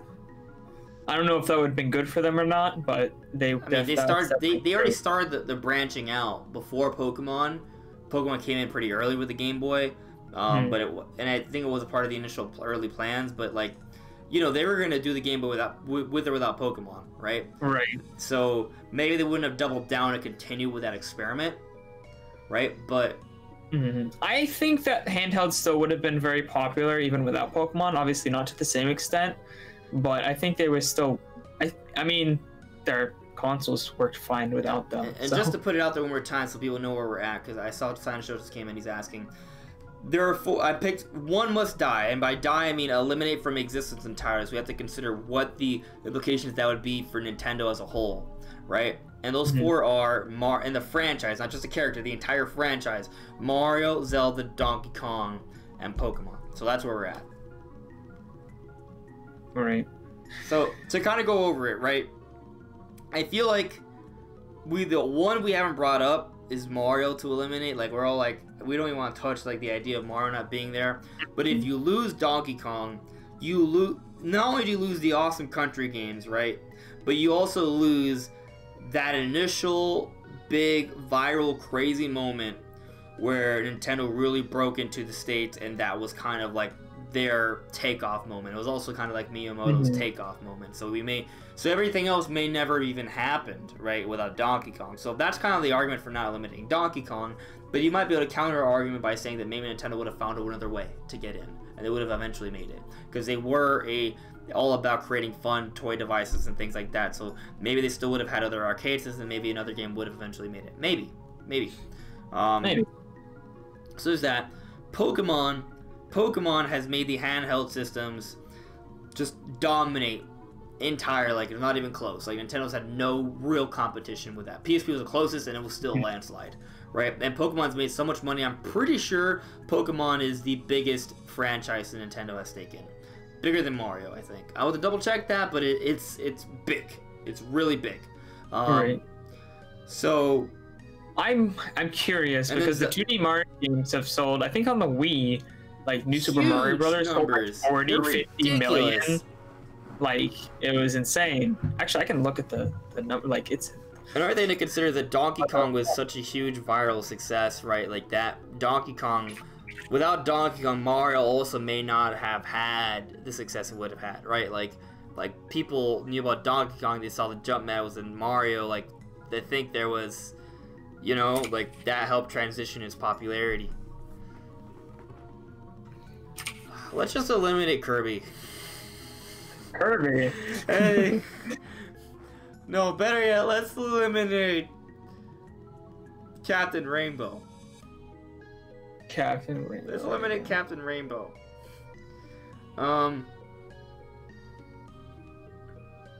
It's so hard. It's so hard to pick one, man. I think we gotta pick one, though. So everyone vote in the chat, right? Put down a name so we can come to a consensus here. Of the four, which one can we get rid of and Nintendo still stays relatively the same? Donkey Kong, Pikachu, Zelda, or Mario? I mean the entire franchise, right? So just take that into consideration. Right. I'm gonna say... Oh, man. Because the thing is, for me, it's between Zelda and Pokemon. Right. Right. So the thing is, with Zelda, you lose Zelda and you lose like so many different Game of the Year candidates, so many big innovative moments, right? And you kind of lose like that edge that Nintendo has for creating some of the greatest games of all time. They still have a few, but it wouldn't be as great, right? But by losing Pokemon, you lose their handheld dominance, their best-selling franchise, and potentially the platform to help them to stay in the game business all these years, right? So, but you could counter that by saying that if they didn't have Pokemon, they would have just focused on one platform and would have found a pretty good, healthy niche. Maybe. Maybe without Zelda, they would have doubled down on Metroid. I don't think Metroid has the same potential as Zelda, to be honest. You say that now, but if we were to rewrite history and delete Zelda and create Metroid, you might feel differently. I feel like Zelda's a more... And maybe, well, what if Kid Icarus was like the Nintendo Zelda? Right? What if Kid Icarus became the Zelda for Nintendo, you know? Like, something would replace it. There'd be something. I don't think so. Well, I mean, then at that point you could say, oh, what if they made something else that was a monster catching game that's not Pokemon? Like that's not a good argument. What I mean is, no. There's a difference. Let me explain. So, you eliminate Zelda, and there are these other franchises that Nintendo literally could have developed for instead. Right, so by putting their development efforts into Zelda, they don't develop another Metroid. They don't develop another Kid Icarus. Like, EAD doesn't work on those franchises because they work on Zelda instead. That EAD team still exists. Right? So they'll work on another franchise. So different games, there will still be development efforts put on, it just won't be on Zelda if it doesn't exist. Right, so my point is simply that Nintendo would have their team, the Zelda team, work on, it wouldn't be a Zelda team, it would be, you know, whatever that team would be, like, they would have worked on something else, is what I'm saying. Then... So my point is that there would still be games, right? You take out Pokemon. Like, Pokemon isn't developed by Nintendo. Right? It's a second party. So like you take out Pokemon, Nintendo doesn't lose any development resources. They just lose cash flow and I guess a big part of their marketing push for their handhelds. So do you understand what I'm saying? Like, I feel like if you lose Pokemon, Nintendo loses more. You lose Zelda, you lose that success, maybe actually, because maybe they just focus on the other franchises and those become more successful. Right? Maybe. I honestly don't think more Metroid games back then would have made Metroid more successful. But there's there's Star Tropics, there's Kid Icarus, you know. I'm just saying, like, there could have been they could have focused on something else. I feel like I'm fairly convinced. I think that of the 4 that we would have to eliminate in order for Nintendo to still be as successful as they can, I would eliminate Zelda, because that does not eliminate the development teams that made Zelda. The development teams would still be in existence and they would work on something else. They need Pokemon to maintain the handheld success, have the huge outreach they have. It's their best-selling franchise, right? Mario's still healthy, Donkey Kong's still healthy, which is a big root to their success. So that's what I have to go with. I have to go with Zelda. Even though Zelda's my favorite franchise, it's not about which one I would, you know, like, Zelda's my favorite, right? Like, it was my favorite. Like, maybe I wouldn't even be that much of a Nintendo fan if it weren't for Zelda. So, you know, this is not, it doesn't matter. It's not real. Zelda exists, so don't worry about it. But I'm just saying that if it had to be, I would have to pick Zelda. Just looking at Nintendo's success. If it was about my own personal tastes, like, if we were just to delete one now and I would still keep everything else, I would probably pick Donkey Kong, right? Because Donkey Kong is my least favorite of the 4, right? But this is about, we're just thinking about it in terms of eliminating it from history and the impact of it, right? I think, yeah, it would be so easy to pick Donkey Kong if it wasn't for the original arcade version. If it wasn't for that, it'd be Donkey Kong for sure. Because Donkey Kong, it had an impact, but it wasn't not even close to the other ones, because I feel like Zelda had a major impact on the hype for the console, the Nintendo's consoles, especially in the N64 forward. That was a major hype factor there, and just way more marketing for that series than you know, Donkey Kong, obviously. Yeah. So yeah, I would have to go for Zelda, though. I do think it's kind of close-ish. It's close. You're I think losing it's something close. regardless. You're losing so much, like, you know, Mm-hmm. because Zelda, several of those games are considered to be amongst the greatest of all time. There's so many innovations there, right? They have a huge diehard fan base. Like, whenever Zelda comes out, to me, it's like a holiday, right? Except a holiday doesn't happen every year. It's a holiday that happens every 4 or 5 years, so it's even more special. Right. Yeah, no, you know. This isn't hypothetical, it's not gonna happen, so don't worry about it. We're good. We get all 4. No worries, guys. So we're gonna end that topic. Let me see what some of you guys said in the chat. Adam Von Camp said eliminate Sandbag. Insert cool name said maybe Zelda. Sav said Pokemon. Maybe. So computer robots added me. Now we're going to the Q&A section, guys. So now, you know, if there's anything you guys want us to talk about or ask us, this is it. The floor is yours. We're gonna focus on the chat now. That's it. So no more topics. We're just gonna focus on that for the next 30 minutes, maybe 25, and we're done. So, computer robots added me. Said we'll go insane. He's saying, "On just restart me. We'll go insane if there's no Nintendo and Smash Direct."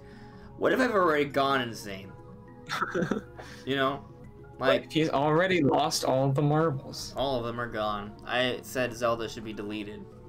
Yeah, you did say that. That was pretty crazy. I don't know. You made up this sadistic game. Why would you do that to us? I'm stupid. All right, so moving on. Renan is ready. What if in the next Direct, Reggie hands over the mic to Doug Bowser? I'd like that. That'd be cute. I'd be okay with that. That'd be pretty cool. I don't know if Doug Bowser would have the same stage presence as Reggie. That's what I'm concerned about. But hey, give him a chance. He might. He seems like a cool dude. He definitely has a sense of humor, and you can see a lot of pictures of him hanging out with Reggie, and he definitely doesn't seem like that, like, business guy who's just gonna be like the president for Nintendo right after Iwata passed. What's his name? Tatsumi Kimishima. He's definitely not like him. He's definitely not like stone faced. Like you can tell he's like he looks, even just looking at pictures of him, you can tell that he's an outgoing person. Right. So, no, he seems like a very fun guy. I agree with you on that. But just because you're fun doesn't mean you have stage presence, right? Like, this is 2 different things. Reggie had that presence. He had that also kind of like that badass aura, right? Right. No offense to Doug Bowser, but he has yet to show off his badass aura, right? Reggie had that, right? Reggie is the source of many memes. I've seen people use Reggie memes without even realizing that it's a Reggie meme. Without even being big Nintendo fans, I've seen people use those memes. Like, that's how much effect Reggie has had on the world with his memes, right? And I don't think Doug Bowser will have that. But honestly, I don't think he needs, like, it'd be nice if he did, but I don't think he needs to have it in order to talk in a Direct. Like, Koizumi is not the meme lord like Reggie is, and he's been very good in the Directs. So I feel like you don't need to be Reggie caliber in order to. Right, but Koizumi is also not like, doesn't have like the hugest fan base. Like, Koizumi's fan base is nothing like Reggie. If Koizumi were to step down, people wouldn't be like, "Oh my God!" We would talk about it, but it wouldn't have. He would not be a topic for several different podcasts. Okay, that's what I'm saying. Like, you don't need to be Reggie. No, you don't. You don't. You're right. You don't need it. Nintendo's past that already. I agree. So I do think he could get in a Direct. I'm just questioning whether he wants to or not. Right. But that's yet to be seen, how interested he is in that. Yeah. But I mean, he had a Twitter before Reggie, so who knows? Oh, he's ahead of the curve on that one. So yeah, we'll see. But let's move on to the next question. Honest and Brandon, what do you guys think is next for Mario? Well, if you mean in terms of spin-offs, I'm shocked we haven't heard about one coming out this year yet. Where is our Super Strikers Charge? Yeah, I want a Mario soccer game, man. Well, there's Mario and Sonic. There's already Mario and Sonic's in the Olympics coming out, right? But nobody likes those. Yeah, I don't care about it. Besides Mario Soccer, I don't think we're that far off from another 3D Mario game. I think 2020, 2021. Honestly, it kind of feels like the same window for Zelda for me. I could see Zelda and Mario coming out in the same year. Yeah, again, just I juggernauts. I think they both could come out next year. Will they both come out next year? I don't know. Right. But I think they'll possible. probably be 2021, but I think 2020 is possible. I think by 2021 we'll have both. I think honestly, 2021 seems like the year. Like 2022 seems a little bit late. Like if they came out with that, I feel like they'd have taken a little longer than they needed to. But 2020 also seems a little early. So I think 2021 is like we've heard that Zelda, like something, Breath of the Wild fans are gonna be really happy next year, right? And then I would say the 3D Mario games have a much shorter development cycle than Zelda games, right? So if the next Zelda is ready by next year, I don't think it's crazy to expect the next Mario. So Mario Odyssey came out at the end of 2017, which we heard several murmurings that Mario Odyssey was pretty much done. You know, it could have been a Switch launch title if Nintendo wanted it to be. They didn't, but they could have been. So bearing that in mind, and the fact that they apparently aren't going to have any paid DLC with that, it's still up in the air, but it's becoming increasingly less likely there's going to be any paid DLC for Mario Odyssey. Meaning that they have diverted even less resources into that. They've probably just been fully focused on the next Mario project. 2020 is 3 years later. That's not crazy. I do think it's... And didn't we get Mario Galaxy 2 2 years after Mario Galaxy 1? Let me double check that. We did. I think Mario Galaxy 1 was 2007. And I guess Mario Galaxy 2 would be 2009, but I want to double check that. So Mario Galaxy 1 came out November 1, 2007. Mario Galaxy 2, I do believe it's 2009, but let's find out for sure. Yep. Oh, wait. Nope. Wrong. Initial release date, May 23, 2010. So it was 2.5 years later rather than 3. Okay. So it wasn't quite 2 years. It was a little more than 2 years, but it wasn't a full 3 years. So 2.5. Okay. So, 2020 would be 3 years. That's 3 years. That's more. So, I think it's possible. I think it's possible. I do think it would be 2021, though. We'll see. The other thing is about it being a Switch launch title. I think the reason... Well, obviously they had Breath of the Wild, but I don't think they were just sitting on it until they launched it in October. Specifically because when we first saw it, there was a lot of graphical differences to when we saw it, when it actually released. I think they were working on optimizations the entire year, to be honest, and I think that's why we initially saw it running at, just normal 720p, and then we got that dynamic 900p when it finally came out. I can't wait for Switch Pro, Mark. Yo, what if they want to have like a graphical showcase for the Switch, but they don't have a big AAA game, so there's no Prime 4 and no Zelda, nothing like that. So what if they have a Mario Odyssey like DLC campaign, like a major one, and that's like comes out along with the Switch Pro, so we can play Mario Odyssey in 1080p, 60 FPS. That'd be nice. Yeah, right? It'd be great. But no, that's not enough. Right, upscale to 4K. Yes, it must be upscaled to 4K. Yeah, there you go. And I'm gonna say it again: upscaling to 4K is not native 4K; it's completely different. Yeah, it's completely different. 4K upscaling is maybe feasible. Maybe a lot of money. I think it is. Honestly, to just go off on a tiny tangent here, there is no reason that they wouldn't be able to do that, at least with some games. Because to get to upscaled, like a lot of PS4 Pro games and Xbox One games, they're upscaled from like 1440p, sometimes less than that, to 4K. And that, to get to 1080p to 1440p, that's less. It's roughly, I think, 2 times. I think it's actually less than twice as many pixels. And that is a very linear scale, by the way. Resolution to power is very linear. So if it's 2 times as many pixels, it's like exactly 2 times more power needed. And the X2, even the base X2, even if they don't change anything about the X2, it is more than twice as powerful as the X1. and more battery efficient. So there is absolutely no reason why a game running at 1080p couldn't hit 1440p. Okay. And I mean, also, like, if the dock itself has a couple, like, what if the dock comes with additional stuff, like where it maybe has a little GPU just to allow it to do 4K upscaling or something? Like, what if it? Honestly, I don't think it will be a stock X2.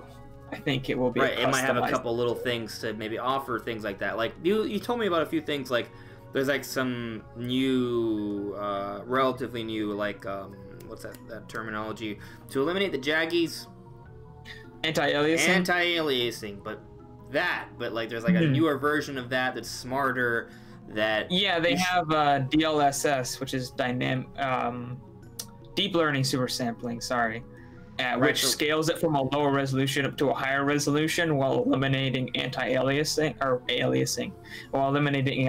So that actually makes games look like a higher resolution and, you know, smoother while actually running faster. And we're seeing that in a lot of games with the new NVIDIA cards that are coming out, and they do look and run a lot better than, you know, just lowering the resolution. So it is a viable option. We're seeing it work. I'm just not sure how expensive that technology is, but I think they offer DLSS on the even like the 1660, which is like the base, like I think it's like $250 card. So it's not an expensive thing. It's like they're throwing it in on their bargain chips. So it shouldn't be anything that they couldn't put in a dock, I don't think. Right. But of course, I think with consoles, the budgets are extremely limited. Even bumping up, even like they even consider, you know, even if a part's an extra $5, they have to take that into consideration to use it. So who knows? Right. But I mean, the Switch Pro is meant. I imagine it's meant to be like a more of a deluxe item, right? It's going to be. They have the regular Switch and they have the Switch Mini as cheaper options, so that allows them to put in more features to allow the nicer things for the hardcoreiest of the core gamer, right? Right. That's the point. So if you don't go hardcore, why would anybody even want to buy that? Right. What would be the point? The point is for it to kind of appeal to us that like to nerd out about these little things. So we'll see what it is when it's announced. But I see a few questions. I want to get to them. There's a few actually. So some of them I think could become actual conversations. So I'm gonna come back to some of the questions. I'm gonna get to them. I just want to answer some of the others that are a little quicker. So, for example, I'm gonna get to Vilbeard's question. Let's start with a sassy question. Biggest waifu crush? Actually, that could be a whole hour-long debate. So let's save that one.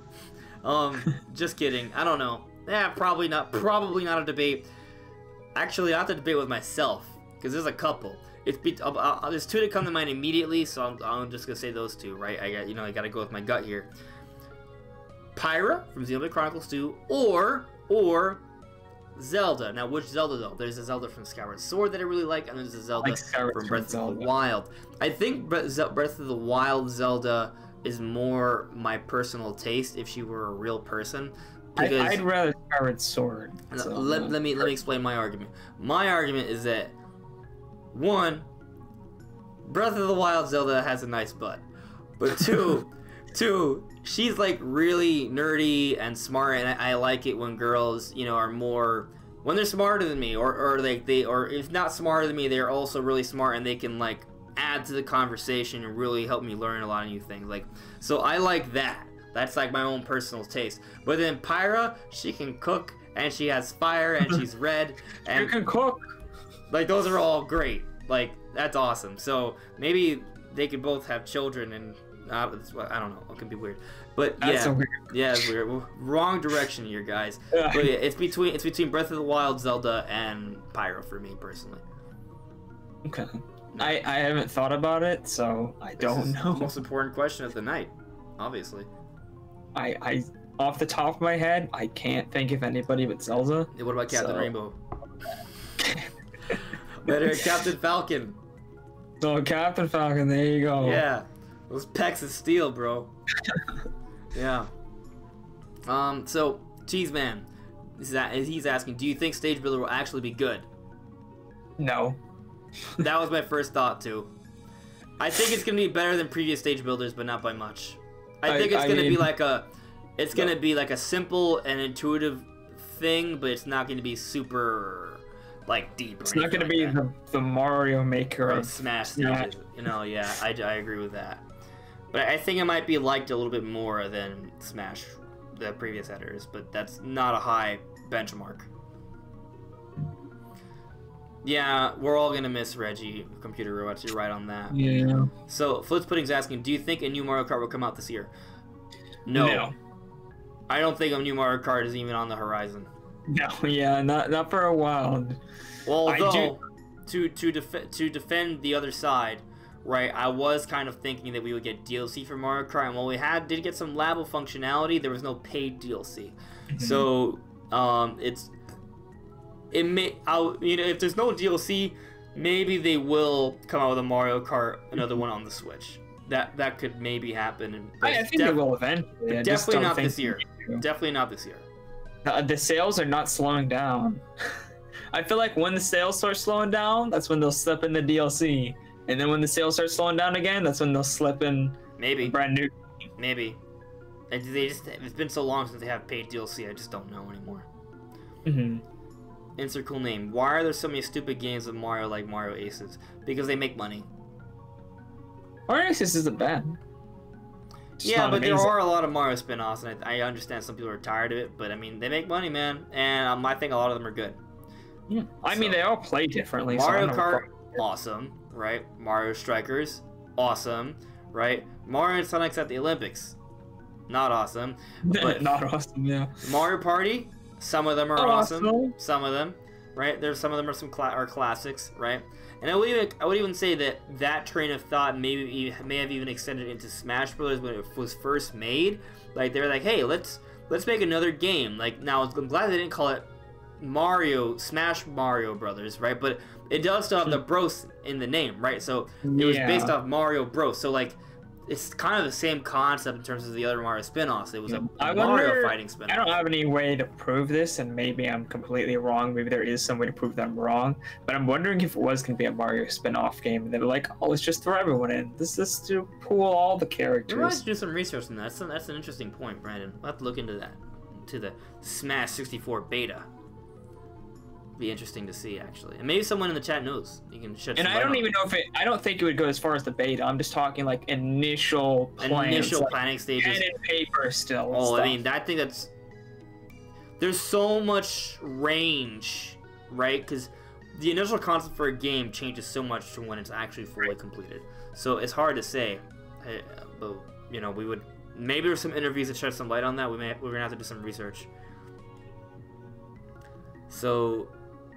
Savage said in terms of 3D games, but I'm not sure in reference to what. Yeah, I'm not sure what you're referring to. It's probably my fault. I probably missed something somewhere. Whatever you were trying to say, just write it again in the chat. Just add us, and we'll get to it. Yeah. Yeah, Phony Vader. I don't think there will be a Pikmin 4 this year, but maybe. I think the best case scenario for Pikmin 4 is maybe we see a Pikmin 3 port this year. A Pikmin 4 reveal at E3 is like the earliest I could see it happening. But I think my bet is the Pikmin 4 comes out next year, assuming it's not canceled, which I don't think it is. So I'm betting Pikmin 4 next year. Yeah, early next year sounds good. Darcy, what did you do to my direct, Andre? I deleted it. He deleted it. Yeah, snapped it out of existence. Just like Zelda. Like, just gone. Yeah, I don't know, Darcy. I'm hopeful that one will be either announced tomorrow for this week or maybe next week. We'll see what happens. Tiffany Cox, do you think there will be an April Direct? Yes. Yeah. Brandon, you also agree? We both think there's an April Intel Direct. There is a history of there being at least like 2 major directs before E3. If there's one in February, there's usually one in April. Earlier in the podcast, we went over kind of like the archive, looking over the dates, and it pretty much fuels that thinking. So that, along with a whole bunch of other things, like there being no currently announced May published Nintendo games, the Best Buy leak, the revisions that are supposedly coming out summertime. There's a lot of information that needs to be updated on that we don't know about. So I would say it's fairly likely there will be an April Nintendo Direct. I didn't even bring up the Smash 3.0 update. That was they're gonna need to do something about that. I don't think they're just gonna just I don't think launch a trailer would.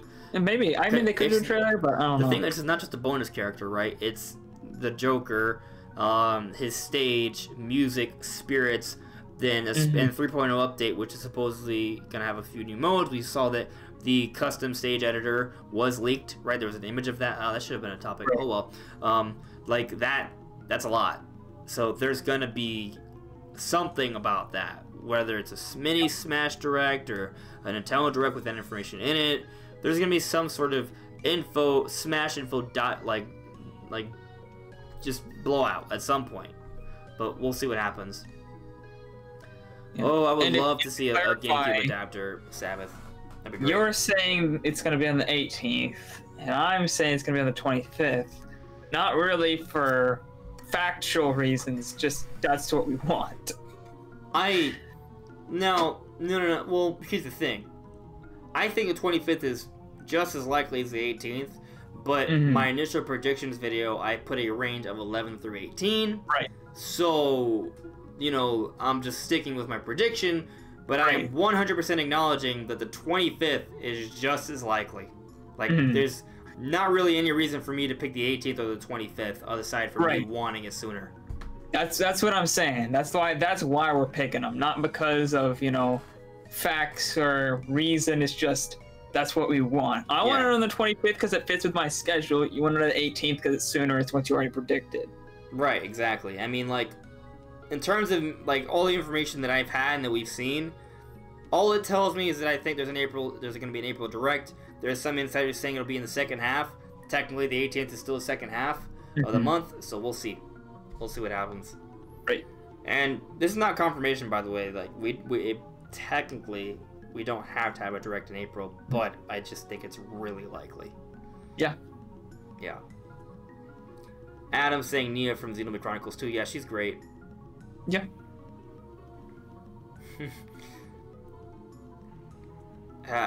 Darcy, we talked about the Switch update. We did, and we pointed out that there's some updates in terms of like Switch transfer data and how you can transfer save data, and how they even changed the name of the Save Data Cloud backup to Save Data Cloud.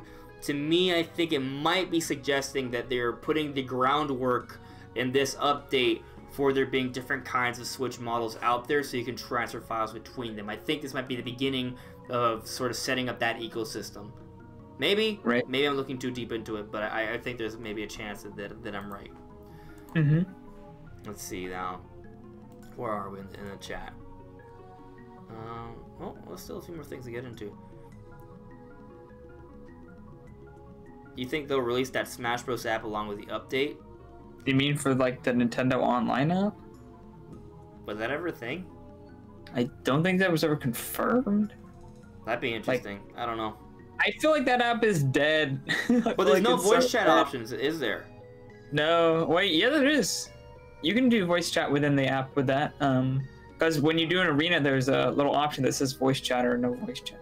Oh, okay. I just never bothered to use it. All right. Yeah. I never use it, but I noticed it was there. So, Marcos Martins, he's saying, I am really thrilled in thinking about Metroid Prime Trilogy HD in VR and even a dedicated Labo VR for Metroid Prime 4 with arm cannon and everything. Maybe we can get it in and it can be incredible and atmospheric. I would love that. Amazing. I'm not going to bank on it. Because like there are so many games that have Labo VR support, and right now the only ones that are getting it are Mario Odyssey and Breath of the Wild. But, if that goes well, the doors could open for other games, including Metroid. Yeah, I think if this Labo sells better than other ones, I think they will. And I think Metroid is a perfect fit. I mean, They can just use the arm cannon. They can use the gun accessory they already have. So they can incorporate that. Well, I'm not exactly sure how that would work. So in my mind they could do that, but I actually haven't used it. So maybe there was something about it that wouldn't work very well. But in my mind, it's it's practically an arm cannon. Yeah. No, yeah, I'm with you there. So, Sinus Shows is asking, what's your favorite Pokemon? Mine is Charizard. Mine is, let me remember, it's in Pokken. It's a leaf grass type. Is an evolution of the starters in Sun, Moon. What's the final evolution for the starter? He's grass starter. type with Grass. ghost, and he shoots arrows. Yes, that guy. Think you His get name. What is his name? Can You get know it. Stop holding it from me. Do I? Maybe I don't know. Maybe I know nothing. Decidueye. There you go. Yeah, that's I it. remember. Decidueye. Yeah, he's pretty cool. I kind of want You him in said Smash instead of Decidueye, Incineroar. and then you said Deweye, and that it sounded kind of like Decidueye, and so it reminded me. I wonder if I did that on purpose. Maybe I'm No. clever, or maybe I'm just You're an that idiot. smart. I don't think you're that smart. I don't think so. I'm gonna bet you're not. You may never know. So Ethan Cantu added me. He's asking, what changes would you two like to see in Xenoblade Chronicles 3? Personally, I'd like to see Monolith Soft further develop the Vanguard battle system from Torna in the next game. It's a good question. I feel like I have a more... my thoughts are more thought out when it comes to a sequel to Xenoblade Chronicles X as opposed to Xenoblade Chronicles 2. Right. But just kind of off the top of my head, I want it to be a better polished, better running game. Mm-hmm. I think the tutorial system could be a little easier. I think Torna kind of accomplished all of that already, actually. For me, I'd have to play Torna in order to fully, understand what they need to change from that. But at least from the original, I want the world to be way better. I feel like exploring the world in Xenoblade Chronicles 2 wasn't nearly as important as in the other ones, and I feel like just moving around it wasn't as interesting. Like the set pieces in the original were way cooler than in Xenoblade Chronicles 2. Like they were pretty in Xenoblade Chronicles 2, but they weren't nearly as just insane scale as Xenoblade. And X just was way more fun to actually go around and explore. Xenoblade Chronicles 2, there wasn't much reason to. There's several things I want for Xenoblade. Now I'm starting to think about it more. Like I agree with you in terms of like the world. I think the world in Xenoblade Chronicles 2 would have been nicer if it was a bit more expansive. Like if they were actually connected instead of just being different maps that you had to kind of load and fast travel to. That would have been nice. That kind of ruined it a little bit. Like what if you could fly, on Grandpa? Like that'd be cool. That would have been amazing. That would have been cool to see, or even just surf, like one or the other. That would have been great. So I would like it to be a more seamless, connected world. Obviously, more polished with the performance and the graphics. I think the tutorial system was pretty good in the Torna, so continuing along that train of thought, I think would be good. In terms of in terms of working on the Vanguard battle system, and just to make sure I remember correctly, that is where you can send blades out to kind of complete their own missions, right? Am I wrong? Or are you talking about the? Oh no! You're talking about. They had that in the original. Oh no, I know what you mean. You mean like the whole switching mechanic they had in Torna that kind of simplified the mechanics a little bit, but also added a whole other like mix into it. I really enjoyed it actually. I liked that. And I also like the Xenoblade 2. I think they're just kind of both different. They both have their own depth to it. They simplified the way you can gather up orbs to build up powerful chain attacks in Torna. So I'm okay with that, I guess. I think I want them to further develop it, but make it very clean and easy to understand, because I've made some tips videos for them, and I see a lot of people are really confused by it.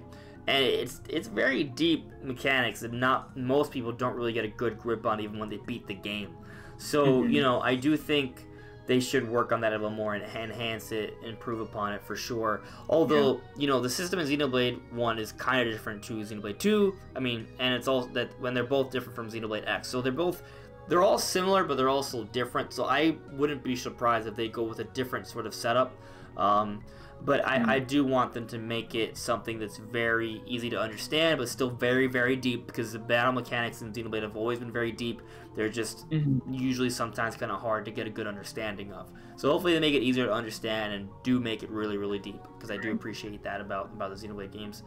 Another thing I'd like is for the story to be a bit darker, like the original.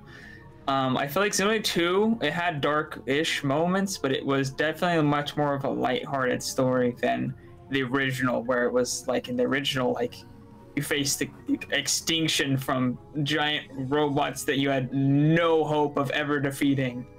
At least in, you know, obviously in the beginning it was like that, and it was very much survival. Everything was on the brink of decimation. I feel like it was the same in X. You should play Torna. And then it was not the same. You should play Torna. Yeah, I want to talk about dark. Go play Torna, my friend. Torna is dark. It's dark. I mean, if you know the premise of Torna, you know how it ends, right? Right. Like, it's a tragedy. You're playing a tragedy, right? You know, you read or you watch Romeo and Juliet, you know it's gonna end badly. That's Torna. So, you know, there you go. But I always appreciate darker storylines, but I do like happy endings, so I was very happy to see both of them. I was also confused. I don't know how that's going to work out, but... Yeah, I wasn't upset that 2 took that route. I would almost like it if they were to have a sequel, like a direct sequel to Xenoblade 2. Because I feel like there's room to have a direct sequel to Xenoblade 2, I think. Especially if you want to, like, sort of tie into the whole connection between the 2 different, like, parallel universes, right? Because Shulk and Rex are, like, on 2 different sides of this divide. So I think there's something to that they can kind of experiment more with. I don't think... I guess it's kind of satisfied, but they could go further into it. I saw you smirking. What'd you smirk on? What'd you do? I said spoilers. Because you just dropped a big spoiler. But I guess most people probably know. If you even care about the game, you probably know. All I said is there's a connection between one realm and another. Yeah, I mean, it's soft. It's pretty big. Okay, whatever, man. Maybe because I know what that entails. I don't know. Let's not talk about it. Yeah, let's not talk about it. Yeah, there's a lot they can work on, but I would like a bigger, more seamless world. I would also like them to sort of focus a little bit more on the side quests. There's a lot of side quests, but I want them to be more interactive. Like, I feel like a lot of the side characters are very, like, you know, there's no personality to them. Most of them have no audio, so you can't even hear them talk. Like, you know, I want side quests that have, like, cutscenes in it. Like, I want some major side quests, you know? I mean, there were some... I feel like the Blade side quests were probably the best. Those and just getting the heart-to-hearts to work. Yeah, I get that. I feel like that was the same for all the Xenoblade games, to be honest. Like, most of the quests are just fetch quests, and then there's a few really good side quests. Yeah, so those are kind of some of the things we can maybe see. But let's continue on with some of the questions, though. Computer robots added me. They said, am I going to show my Meeple collection? I mean, I could do that real quick. You can pretty much see all of it. There's them. There's those. There you go. You've been shown. I can move a little bit so you guys can see. Boom. I got Wolf, Ridley, all, if not almost all. That's not how that works. Almost all. No. Anyways, I have most, at least, of the 30th anniversary edition. I have the Guardian, and I have Smash Link. I have Wolf Link, Inkling Boy, Inkling Girl, Inkling Squid, Mario 30th anniversary, Mario Smash, Bowser, Mario Edition Bowser, Mario Edition Luigi, Mario Edition Toad, Donkey Kong from Smash, and Yoshi from Smash. Also, you didn't mention Luigi. I did mention Luigi. Did you? Yeah, Mario Luigi. Okay. He's the Mario set Luigi. Okay. And I have a Woolly World one, and I have a Bokoblin, and King K. Rool, and I already mentioned the 30th anniversary. There you go. Cool. So computer was asking, what is taking Sakurai? Hold on. Okay, I read it. Computer Robots is asking, what is taking Sakurai and Nintendo so long to announce Joker? Their personal preference. Patience. Yeah. Pretty much. I mean, for them, they already had a plan, so it's not so long for them. They're probably trying to tie it into the whole Persona event, I guess. Once they're ready to reveal Persona 5, that might be it. They never said when in April, so yeah, that's true. Their last day of April is in. It's still April. That's exactly what they said. So it's not for them. They don't view it as so long, you know, so long. They just view it as when they said they were going to do it. So easy catch. Torna completely made me empathize with Jin and helped fleshed out Mithra's character much more than the base game. Yeah, I like Torna. I think it's good. It's a great expansion to the game, for sure. Yeah. If I play it, I'm not sure how I might.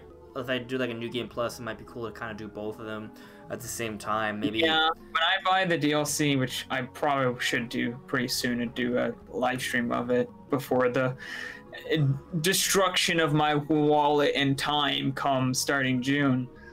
So probably May I'll buy that and actually get it done, because I want to buy it, play through the entirety of Torna, and then play through the entirety of the base game again, which is going to be like 90 hours of gameplay at least. Darcy, to avoid spoilers in reference to your last question in the conduit and connecting multiple worlds, I believe the answer is yes. So they could.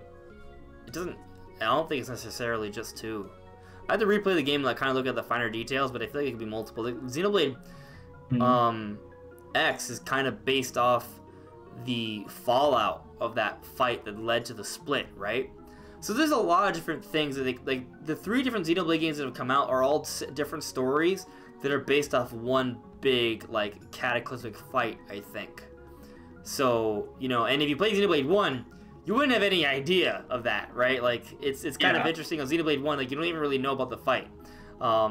So you do at the very end, don't you? Yeah. I don't remember. I'd have to go back and play it. It'd be great to have this to get a Xenoblade HD port or movie. Oh man, I don't think they can do the whole thing, the whole story justice with just one movie. That story is really long, man. It's like several anime arcs, The anime, dude, I've been saying for a while, Xenoblade anime would be killer. That'd be killer. Oh yeah, 100% agree, and that'd be a great way to really bolster the popularity for the series, for sure. I'm right there with you. Oh my God, you stop it, Ethan. No, he's piggybacking off Darcy's idea and expanding it to a whole other level. Watch the Conduit connect Hyrule and the new Monolith Soft game, and it'd be a Xenoblade X Zelda crossover. Nope. That'd be insane. It'd be it would be an interesting spin-off. As a spin-off, I'm just I don't know how well the story would hold up, and I don't know how. I feel like it'd be super cheesy and lame. Oh. Darcy brings up an interesting point. She's saying, give me a Xenoblade Warriors Musou game, please. So, we got Fire Emblem Warriors, we got Hyrule Warriors. What if there's a Xenoblade Warriors? That'd be cool. I mean, I wouldn't be super... If there's another franchise that I would want to be another Warriors, it would either be Xenoblade or Animal Crossing. What? Exactly. Exactly. That's why it'd be cool. It'll never happen. Your ideas with Animal Crossing. I gotta just try to make it interesting for me. I can't. It's just the whole premise of just living a normal life in a game that kills me. I can't handle that. Can't. You don't live a normal life. You have crazy animals, and you get to do crazy stuff. Like picking up weeds and finding rocks and fishing. Yeah, man. And paying rent. You don't pay rent. Previous Animal Crossings you did. You have to pay off your house. Yeah, you do, but you don't pay rent. That's not the same. It's not a monthly payment. Whatever, man. It's not the same. Similar. Technically, you could never pay off your house. No, Sabbath knows. He remembers. Animal Crossing Homicide. Yeah. Yeah. Can't wait until we get into the beta for that one. Oh, he also says something that just cursed our timeline forever. Xenoblade Battle Royale. No, that's not crazy. Think about Xenoblade X. Think about the party system. Think about how cool that would have been if you had teams and it was. But not as a battle royale. Well, not fighting each other. But what if there's like an MMO would be cool. Xenoblade Chronicles X would have been cool as an MMO. Yeah, that's what I want to see for the next Xenoblade X game, an actual MMO. Yes. Imagine if that's what the direction they go in for the next Xenoblade X game. Oh man. Dang, dude, I'd be so happy. At the very least, Xenoblade Chronicles X2 needs to have online multiplayer. Even if you could just play with one friend. Needs to have it. For sure. Because that lame online mode, it was trash. It's utter garbage. I'm gonna end the podcast now. Okay. You have 30 seconds. You guys got 30 seconds. Go ahead. I'm gonna give you guys 30 seconds for last minute questions. Computer robots is saying you guys need to pay Tom Nook's tax returns.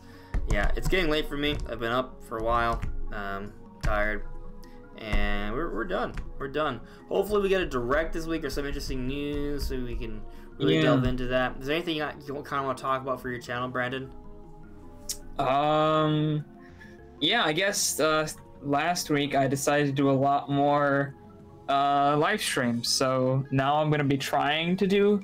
The thing is, like, videos will always come over live streams, so if I'm busy working on a video, I won't be able to do one. But assuming I get videos out on time, I'm gonna be doing live streams from Tuesday to Friday now, so 4 live streams a week instead of 1 or possibly 2 that was happening before. So yeah, a lot more live streams. Other than that, you know, just normal videos gonna come out, so stay tuned. Cool. Darcy's saying to give us the activity log. I would love to see an activity log. That'd be interesting to see. But yeah, guys, that's it for now. Thank you so much for listening and watching. Leaving a like would be appreciated. The link to Brandon's channel is in the description below, so check him out as well if you haven't seen him yet either. And that's it. We'll see you soon. Take care. Bye. Don't cry. The direct will happen someday. Maybe not April, although I think it's April. Anyway, alright, see ya. Bye. Bye, guys.